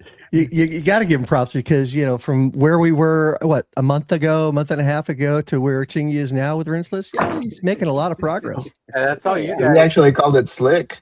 Yeah, for the first time. For the first time. No, if you guys haven't tried it yet, sponge to get the dirt off and then come back over a clean panel with the Wash Boss Junior or any wash mitt or pad of choice. The level of slickness is that's enjoyable. It's really enjoyable when it's a clean panel and you just get to feel the purity of the Rinseless. That was pretty cool. 2 bucket. Yeah, that was really cool. So Chingy, I was going to ask you were keeping the sponge in one bucket and the wash pad in another? Yes, sir. So the sponges were there to get the dirt off, and the wash pad bucket was pure. It stayed clean the entire time, and I got to really feel the just the purity of the Rinseless. So pure Rinseless with a sponge, pure Rinseless with a sponge, and then the microfiber pad or whatnot is just for enjoyment. Yep. Just to get that's kind of cool. Feeling. Yeah, it was fun. That's kind of cool, man. Yeah. I wouldn't waste my time like that with the customer vehicle. Again, I use foam, but no, you know what? Sometimes we have to do stuff just, to remember why we do this. Just, you have that feeling, that pure enjoyment. Yeah, that's kind of cool. I'm going to try that. Yeah, it was a good time. All right, David. All right. So next subject, and we're going to, again, keep it pretty vague. We're going to talk about influencers' effect on us buying products. So before we've had a subject very similar to this in the past where we talked about influencers' products. Now we're talking about the influencer actually influencing us buying stuff. It doesn't necessarily have to be their product. It could be whatever they're selling, or it could be a review. Touched by God. Exactly. Is there a way to put a wanted poster with this gentleman's face on it? Hey, I'll give Jeff this. He just shows the product, and we are just like the type of people, we see shiny stuff and it's like, I gotta buy it. So he just facilitates us where to go. Yeah, I mean, I don't tend to buy stuff because of influencers, but I do, like somebody earlier. Wait, can you unzip your jacket again? No. Somebody, I just like the shirt. I guess originally, I started out that way by buying a lot of stuff because of OG and then kind of exploring from there. But I don't think I do at this point. Like Pan talks about something or Eddie talks about something, I don't buy it because of that. It's more, I'll buy the new stuff, the whole line, whatever. But like somebody in the chat said today, have you tried IGEA from Labo Cosmetica? When I was talking about like interior cleaners, it's I already bought it like during the podcast here. I'm more likely to do that because somebody asks me if I've tried something and I know, okay, well, there's somebody that has interest in whether or not I'm going to like this or not. So you could have asked. I'll send you a bottle. Yeah, whatever. Amazon has it. It's like $25. No big deal. Jeff, somebody in the chat asks if you have used the new wake heater coating. I have not. And coatings are like the one thing, you know, when I say I buy one of everything, I tend to not buy coatings because I only have 4 cars. Yeah. And I don't want to clean. Only. You Mexican, Jeff? Just a secret Mexican. He got 4 cars. I only have 4 cars. I'm not allowed, like, technically I'm not supposed to detail per like the HOA stuff. So I do a couple things for friends here and there kind of thing, but I can't have a business here. So because of that, it's like, well, I have 4 cars. They're all coated. So I can try. And recently too, like they haven't been, coated for years. Yeah, I have to polish coatings off of my cars to do new coating try, and I've got a dozen of them here to try because brands just sent them to me, which is like, yeah, first world problems. I get that, but at the same point, like, I've got Yum here, I didn't pay for it. I've got Clean here, I didn't pay for it, and like, I want to try them both, but I have to polish a car to be able to do it. Mm-hmm. The worst thing they could do to you though is send you like only a partial bit of the line, and then that makes you go out and buy the rest of the line. Yeah, and he does. Yeah, I mean that's what happened with Ethos is a good example. Ethos, of yeah. that. They sent me a foam cannon, like 3 or 4 different products, and a couple towels, and I bought the whole rest of the line. Mr. One of Everything. Yeah. What happened to that hashtag? It kind of went away for a bit. Well, there haven't really been any like full lines that have. Well, anyway, I haven't bought any full lines in a while because I have so much stuff here. And what was happening? Like, I have a whole bunch of Fine Lab stuff that I never got to test before they released their new products. I have a whole bunch of, like, in general, different lines of stuff that I never tested because the new versions came out before I did. By the time you get the next gen, they're gonna have the new line out. Yeah, that's a great one. The day they were released, I bought the entire line. I still haven't tested them. And they're working on a new set right now. Mm-hmm. Conway has a really nice comment that I think hits home, in particular for me. Maybe not so much the addictive nature to chemicals, but I think a common thread in a lot of us is we have compulsive tendencies, which falls in line with addictive personality types. And when I was going to say earlier, all of you have influenced me heavily on the products that I try. And when you see something used, whether it's the influencer themselves or just the sheer fact that this product is now in front of my face, I'm itching to try it. So maybe it's not so much the influencer in particular, but rather that I'm seeing it and my eyes are intrinsically tied to this compulsion, and I need to try it and I want to try it. Which is nice to be in a group like ours where you guys have been so open and willing to send samples, and going back to my Rinseless walkabout, I'm on this journey to try and find what all of you guys have loved so long about Rinseless, and it's caught on, so I really am very fortunate to be a part of the circle that we're in. But it is a real thing. That FOMO is that's a real thing, man. Here's a good question for all you guys. And I noticed this over the last couple of weeks because of Memorial Day and like all the different sales going on and stuff like that. How much is it that you guys just want to get the new thing, and how much is it that there's a sale, I gotta buy stuff, even though you probably don't even need it, but you buy it anyways. Like, and then you got to get the free shipping. So we'll get fill up the cart even more, get the free shipping.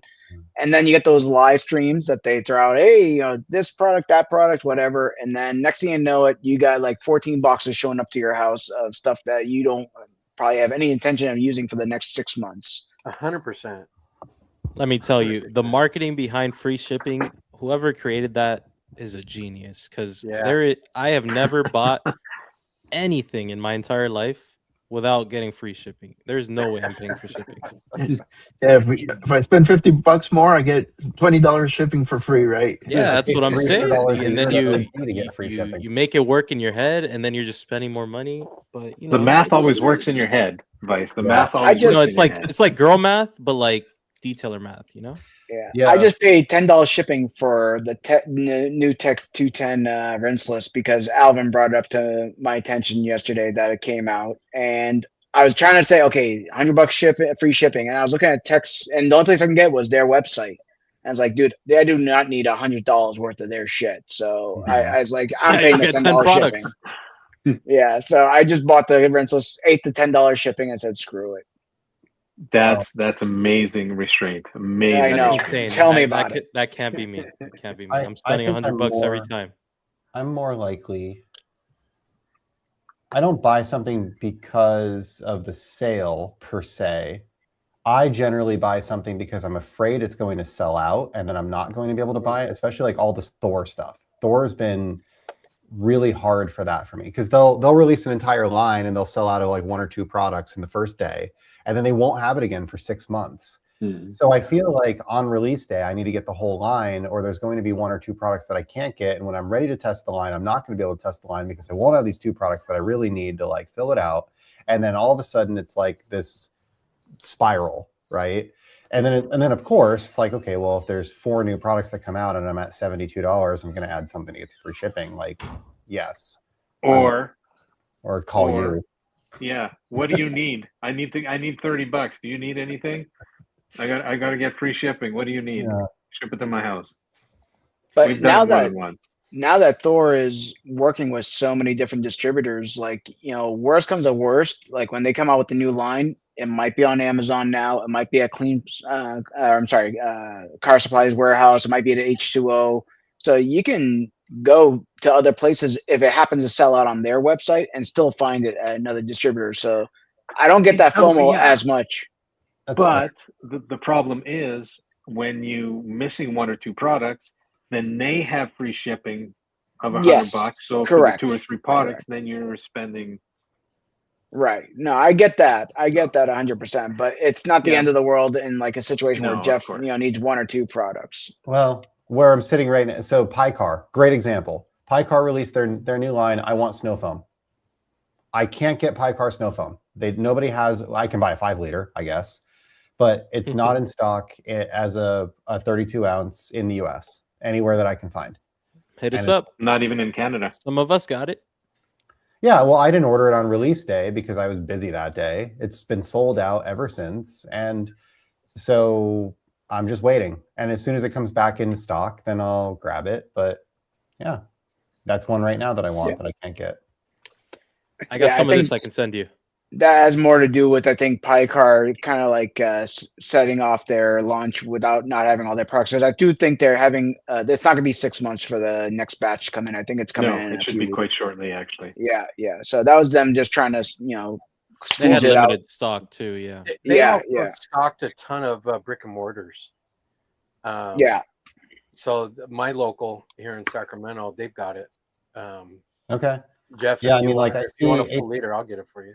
H2O doesn't have it. Oh, really? Mirror Finish doesn't have it. Supreme Detailing doesn't have it. House of Rags doesn't have it. Like all of the 1 liters are. Oh, actually, I take that back.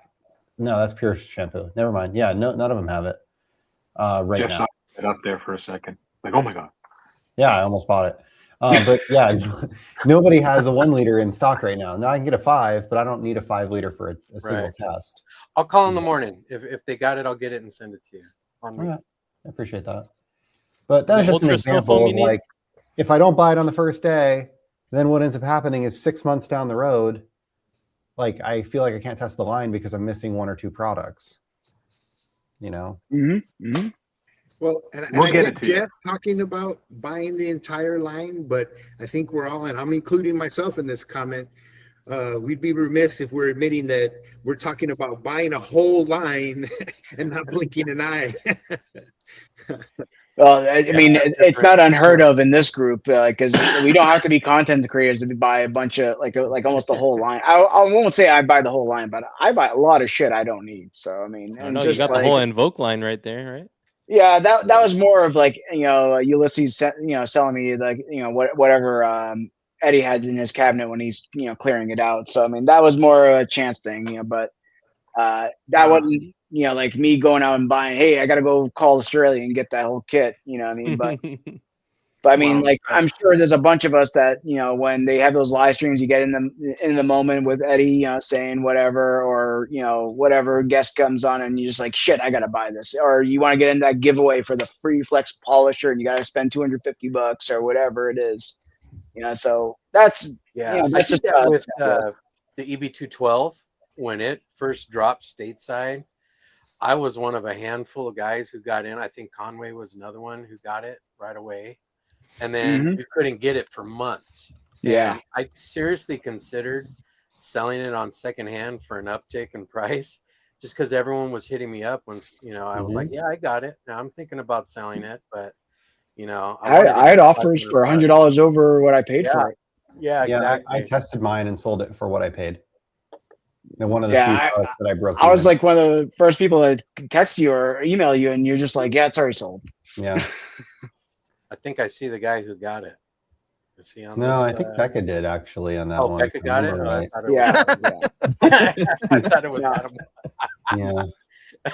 No, he got my Nano. He got my humpbacks. He got, I don't know, he got a bunch of polishers off me over the years, but I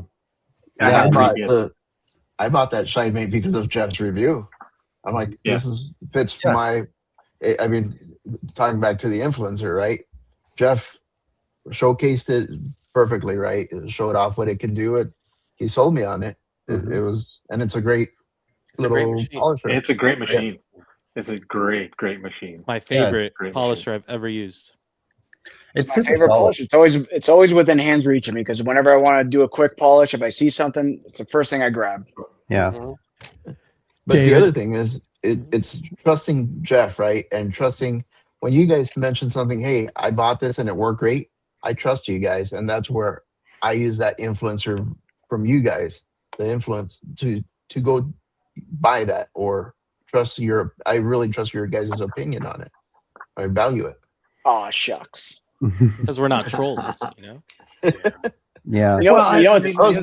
Well, and there's a piece of it too about reviewing the products at the right time, right? And like the Shine Mate is actually a great example.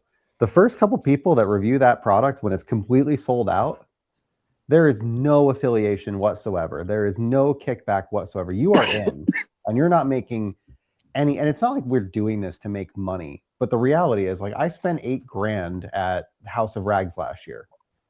And it's like, at some point, that money needs to come from somewhere, right? Like, that's it? No. Yeah, 8290 is the number. Wow. Oh man, we need next week. We need to get everybody's numbers of the year. That's content right there. That's a Shopify. We can get those. No, not gonna do it. No. So I guess what I'm saying is like I released a video on that, and there are a bunch of people that bought it, and I didn't get any sort of credit for that in any way. I got the content, I got the video, at the beginning. But like the flip side of that is like the Merca. When OG, like Matt had the Merca and he showed it on video, and like there's a couple people that like kind of knew what it was, and I got one from Beaver Industrial Supply, and I sat on the video until he had them in stock, and then I released my video like the day that he has them in stock. I got my Merca for free because the affiliation paid for my Merca. Nice. And it's nothing at all to do with believing in the product or not believing in the product or any of that kind of stuff. But it's just like that's another piece of this whole like the FOMO thing, or ordering products at the right time, or making sure that you have them when things are hot. It's like if you release a video for Yum when Yum is available, it's way different than if you release a video for Yum when Yum is not available and no one can buy it, as to what you get in terms of, affiliation and viewership and some sort of return on your investment in some way. Here's a quick question. No, we're talking about like, videos and live streams like causing us to go out and buy stuff, whether it be necessary or unnecessarily. Look at TRCMA, where half the stuff that they presented was either available and for a long time and no one needs to buy it, or they're still not available to this moment. And every day that goes on, I'm getting less and less interest of buying their foam cannon or whatever. And that goes to what Jeff's saying about timing, about releasing those videos. Yeah, no, that's true. There's a strategy behind it that I think many of us who aren't doing what Jeff does don't even consider. Yeah, it's a lot of psychological behind it, releasing those videos at the right time or live streaming at the right time. I mean, there's obviously exceptions to the rule, like, Clearcoat tire QD. I mean, where everyone was like awaiting it with it, with, friggin' foam coming out of their mouths, but then there's other stuff where it's like, I lost interest, because either the product wasn't available at the time of launch or, whatever. But anyone else have anything similar to that, where they were interested in a product and they lost interest because of the timing? Yeah. Sometimes I get it because sometimes I can't get stuff here right away. Yeah, sometimes that it's 2, sucks for 3, you. 4 weeks, a month, 2 months. Yeah, I'll give you a perfect example. Clearcoat wheel and QD. Wheel and tire QD. Yep. Yeah. That shit took a year to get here. And guess what I bought? I bought it. Yeah, I'm saying that was the exception to the rule, though. Yeah. I mean, sometimes to your point, I still want the Rag Company pressure washer and foam cannon just because there was so much R&D in it. Mm-hmm. There's a point of them building hype, and then there's also a point where you lose interest, and that's the hard part for the companies. They have to reach a happy medium. Mm-hmm. I mean, you definitely can't wait a whole year, or else nobody's gonna buy it. Right. It's got to be a really special product. Josh is dancing that line right now with his pressure washer. Yeah, his pressure washer. Yeah, we're gonna get GTA 6 before we get his pressure washer. Yeah, he's gotta, the dude was not even interested in chemicals, and pressure washer was his number one thing. Yet he's released almost a whole line by now of chemicals before you guys pressure washer. Can I? And he's run into some snags and whatnot. Yeah, and some correct. production issues and whatnot. Would you rather he would have released something and it be or him taking his time? Because I don't think he wants to release anything that is mediocre. He wants to release something that's it's got the flow that he wants, the PSI that he wants, as quiet as he can for a reasonable price. And I think there's that fine line because he's trying to live up to that expectation. And I can't imagine trying to go through that and say, well, no, I'd rather wait a bit. Make sure this is right. Make sure that is right. Because if he gets it wrong, it's even worse. Well, the more he waits, the more possibility of him getting it wrong, because now they've come out with a version 2 of Active 2.0. They have the Max Flow that also does 2.0 GPM. And they're on V2 as well? Or they're on V2 as well, yeah. Yeah, and McKillen's just came out with one as well at a reasonable price frame. So there's a fine line, right? Exactly. So it's got to be hard to make those decisions. And I mean, we've probably all done it on a detail. You press that little bit extra. Sometimes it comes back to burn you. Sometimes you hit a home run. So it's got to be something really special at this point. And I was going to say, like, having kind of witnessed both in the industry, like Pressall is a fantastic example. You see Matt come out with I've got these Pressall bottles. I imported a truckload or whatever, a container of them. I spent 60 grand on these things. They're okay, but we think that we can make them great. But if you're going to buy these and bitch about it, then don't buy them. And he specifically posts a paragraph like that on the webpage. Yeah. Do not buy these and expect to return. There is no warranty. You're going to buy them and you're probably going to throw them away. Things are probably going to break. And he still gets crucified in the comments over it. how dare you sell a $15 bottle and have it fail, and all this stuff, right? And it's like, that could have been Josh releasing a pressure washer too early. Yeah. But also at the same time, I think now he runs the risk of like, what if he waited 2 years to release it and it's still imperfect because the sample size, the testers, the whatever have, like there are some things that maybe haven't been thought about. He sends it to Christy and she breaks it. You know what I mean? Like, you just never know. And well, you'll just take a trip up there to fix it, Jeff. Well, you know what I mean. Yeah, it's really sucked for Josh. Based in the market. Yeah, it really sucked that he got into that first. Well, he had the first factory that did it right, but he got that other factory saying they could do it better and cheaper and all that stuff like that, and then they screwed him in the end. And then he's right back to the first factory. Like, if he stayed with the first factory to begin with, we would all have his pressure washer by now. Another thing is that, since he's an influencer, he's being extremely open on the process. Right. But once you're that open, you're also releasing your secrets, quote unquote, to your competitors. And maybe that's why these other companies have actually, because they have the infrastructure and the money to do it before he can.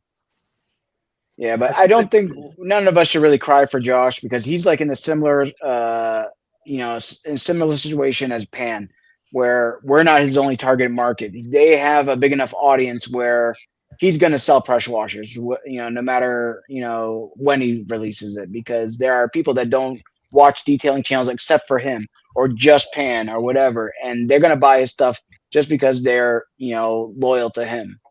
So yeah, I think he'll do okay. He's built enough cachet in the game with his product line, with his reviews, where he's a trusted, known commodity, and he has a foundational base of supporters that want to support the person a little bit more than they want to support the product. I buy Josh's stuff just because it's Josh, right? Not because I think this product is going to be mind-blowing and change the game. I mean, I bought Impact, and that wasn't the greatest product, but I still used the crap out of it, and I ended up making it work for me because that's Josh. So but out of all his products, one out of the whole line, the rest of the line is solid. I mean, Impact, that's what I mean. He's built that cachet of good faith, and he's an open guy. He's transparent, and it's endearing. However you look at it, it's endearing. Have you tried Impact Foam paired up with his APC? No, I stuck it in my wheel. The Green Goblin. He calls it the Green Goblin. Yeah, I don't have his APC, but I still have some left. I'll try it with a different APC, but I've used it in my wheel bucket, and it's been great because it's still relatively slick and it's a higher. Yeah, I enjoy Impact Foam quite a bit, right? But I use it in certain situations where I don't need that ultra snow foam, pH 14, hammer. So. Right. I've enjoyed it. So, but yeah, you should try it with I've tried it with his APC and the green and the yellow APC. It's like fluorescent green. It's fantastic. Oh, nice. Yeah, and it works really well. So. But I think though, there might be a difference between somebody who's purchased hundreds of chemicals, taking a flyer on a couple chemicals from Josh. Worst case, they suck. You're out a couple, $100, maybe total, something like that. There are probably people that have watched him for years that buy a lot of things that he recommends. And if he released a pressure washer and they spent $600 on it, $500 on it, something like that, and it ended up not being what they expected, like, they might never buy anything he recommends again. You know what I mean? I think a lot of pressure. I think to a lot of us, we don't really care about the money when it comes to detailing stuff, everybody in this room. And I think there are a lot of people that do. And Josh has a lot of pro detailer followers that tend to be more, let's say, cost conscious, but they tend to care a little bit more about how much they're spending on materials than we do. Yeah. Right? They're the guys that bash me over GSF. But you know what? How much of a hit is Josh gonna really take? I mean, I equated it a little bit to the Max Flow, right? Max Flow came out, and when people started using it, it was crazy bad, or the people were finding, and they just revamped it, took what people were saying, and now there's a 2.0, and people are buying the 2.0. Yeah. Yeah, I mean, you gotta, whenever you get a version 1, you gotta take the onus that you're kind of being a beta tester, and in today's markets, unfortunately, we are beta testing on V1s, and you know, if you're the type of person that's gonna have that regret or buyer's remorse, wait till version 2, because there'll always be a version 2 that's slightly better. Yeah, I think that's why it's smart to always buy the smaller. The smaller Bottles. option, the smaller bottle. As he says that with 5 liters. 17 5 liters behind him. So yeah, Yum. I when they were with Veloci or however you pronounce it, when they liquidated, I got everything 50% off. I did too. And I bought like $300 worth of stuff after his live. I bought one of everything that Yum made from MTM Hydro Parts. The only thing I didn't get was the rinseless and the coatings because they didn't exist at the time. Yeah. And I felt like I bought him out because when he went live, the Get to Know Josh episode on that live, there's something about a pal. And I saw his service in Afghanistan as here's this country that's fighting our battle. Like, that's the kind of homie you want that's willing to take on your bullshit and go to town and go to war with you. And so I thought that's a good dude because they didn't really need to get involved, but they did. And, he's a frontline dude. And that speaks to me. Maybe not speak to everybody, but it spoke to me. And then so I was like, oh, Veloci's got 50% off. I'm going to get as much as I can. So I remember getting like 6 or 7 bottles, and they were the 500 mils of everything. Everything they had, citrus, wash, foam, ramp. I mean, and so like I kind of knew what I was getting into, and I fell in love with citrus. And so now I just buy jugs, man, and detailer. I was one of the first ones that was like, oh my God, this stuff's amazing. And sort of speaking to Jeff when he was talking about GSF, about the detailers out there, talking, negatively about the cost for some products. I mean, detailer is expensive, but for me, it's worth every single penny. I love every second I'm using it. And Chingy, correction, you're talking about Nick, not Josh, right? Yeah, Nick. Yes. Yeah. All right. But it was just one of those things where it's like you buy stuff because of the person. Yeah. Looks like Conway's got a question here. How do you guys feel about products that get a new version really fast after being promoted previous as a cat's meow? Do you think the next V would take a little time? So I think we've touched this in this past where we all get a little bit aggravated at a V2 coming out soon after the V1 just came out, but it is what it is. And with the smaller makers or influencers now making their products, they're gonna make course corrections a lot more quicker than a bigger company would do that. So it's gonna be kind of expected nowadays, I think. I think how it's articulated matters too. I mean, so a good example is, and I hate to bring names into it, but Pan came out with V2s relatively quick, and it was like, this is the best stuff. But then he was very open about why he did the V2s. I got a lot of feedback, a lot of constructive feedback. We needed to change it, or a new whatever came out. But then there's been others, and I won't name their name, where they were like, hey, this is the new stuff. In the meantime, they were working on a new line or a new revamp in the background, knowing that this V2 is just a stopgap. But that's never, of course, they need to sell, and so they're not going to articulate that. But then later, in content that you see when they openly disclose that, it's very frustrating. Yeah, I wonder who that was. That guy must have been offensive. It's a little offensive. Like, you just were grabbing money out of my it leaves a very bad taste in your mouth. Yeah, completely. And some, like, very bad. I don't know, like I know, for example, I know of a brand recently that came out with a new version or is coming out with a new version currently, and their old version hasn't been out very long. But it's like, well, they actually had to make a change in blenders because the blender they were working with couldn't deliver the quantities that they wanted. The quality control wasn't there. Like, there's actually like that's fair. And because of that, Legitimate they have to reason. do it as a new version because it is slightly different because of slightly different raws, slightly different manufacturer, slightly different process. I think that's different. Well, as long as it's communicated. Correct. We've run into situations before, and there's a brand that we all know of that consistently makes changes to their products, minor changes to their products, and they don't say that it's a new version.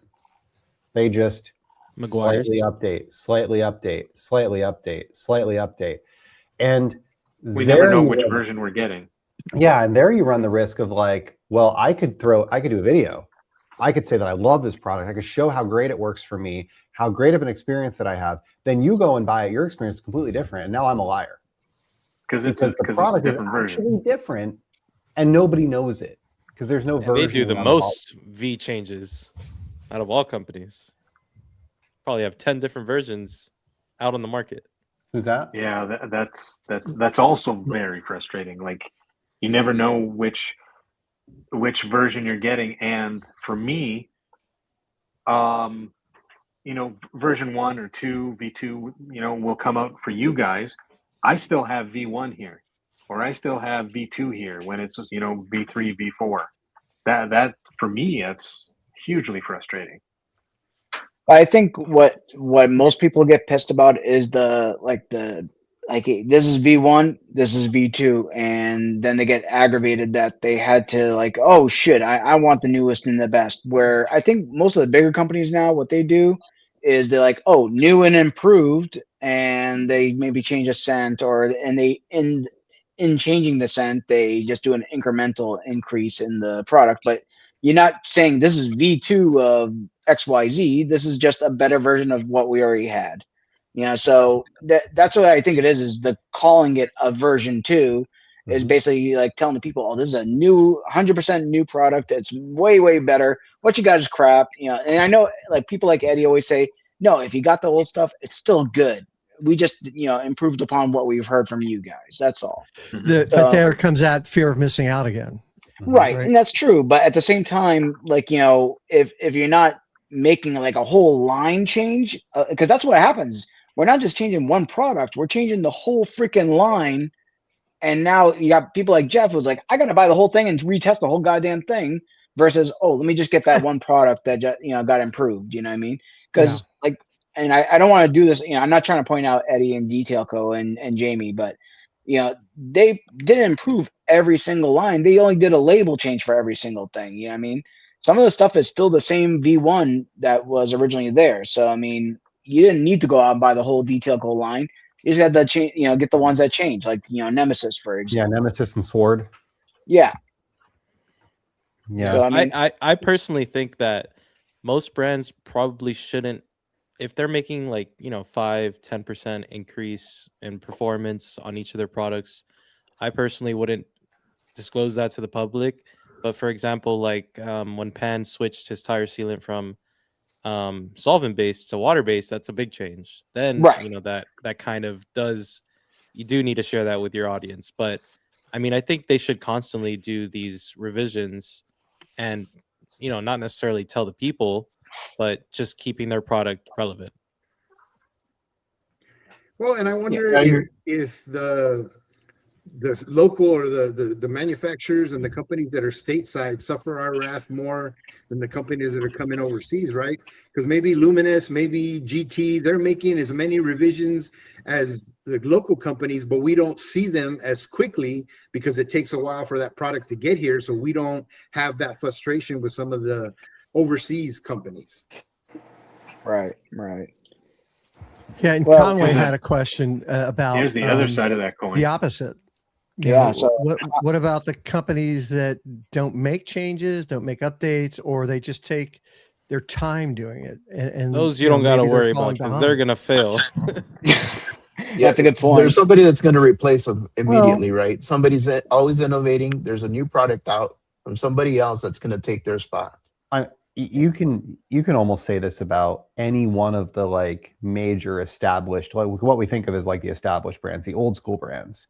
So Meguiar's, Griots, Turtle Wax. Carpro, Geon just redid the whole line, but they were pretty, like, they were going for a long time.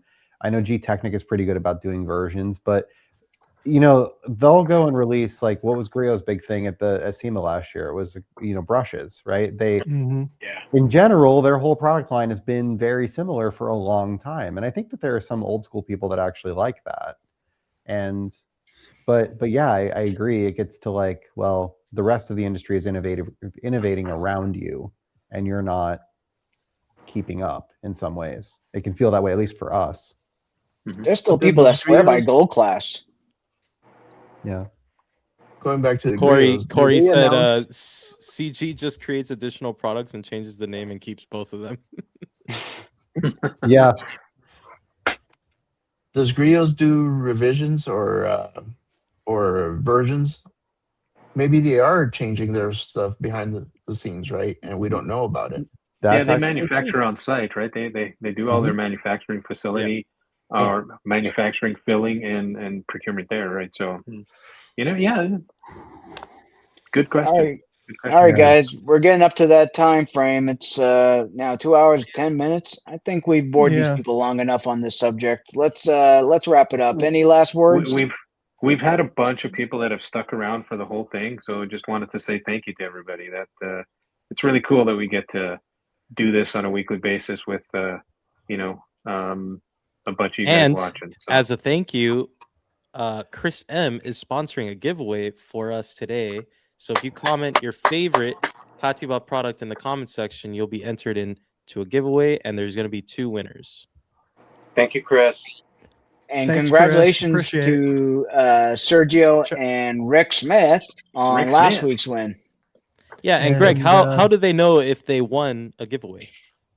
So they will be, I think Tuesday night we usually get together, and Fernando's kind enough to run the Wheel of Fortune. Or misfortune, depending on who you are. Yeah. And it doesn't matter whose channel you are commenting. Fernando does all the legwork, and he gets all of the comments in one big pool.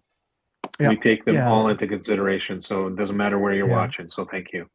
Yeah, and one entry per person, right? If you comment 3 times, Fernando looks at it and he deletes you from the pool altogether. No. All duplicates are deleted. Yeah. No, he only deletes.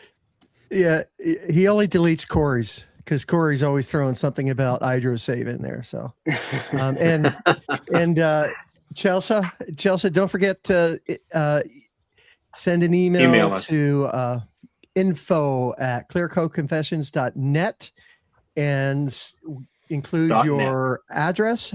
.net. Include your address, and I will get that information over to Chris post haste, and we will get. And Greg, when is our next podcast? Our next podcast, thanks, Vice, is next Thursday, which is going to be June 4th.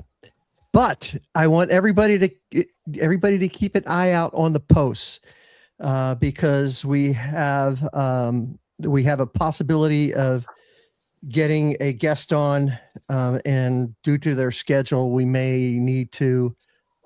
They're pretty busy during the week, and we may need to move it to a different day. So just keep an eye out on the posts. Just to especially with the accommodate time changes, some possibly with a time change or scheduling. So either way, try to you should just show up anyways, because we're all cool anyways. You don't need a guest. Yeah, exactly. We're trying to be like Google. Trying to say, no, you hang up. No, you hang up. Let's spend. Yeah, it's the Italian goodbye. Yeah, goodbye. All right. Well, listen. Thanks a lot for joining us tonight. We had a great time. Good conversation and great participation by everybody in the chat. We really appreciate you guys, and have a good week. Good game. Yeah, good game, everybody. High fives, everybody. High fives, everybody. And let's go Vegas. One more cup. All right, everyone. Take care. Should I We'll talk remove to you him from soon. Thanks for watching, guys. Listen to the Stick outro. around for Listen Greg's to the message. outro. Thank you, everybody. Thank Take you, care. guys. Thank you, gentlemen. It's been a Thank pleasure. you.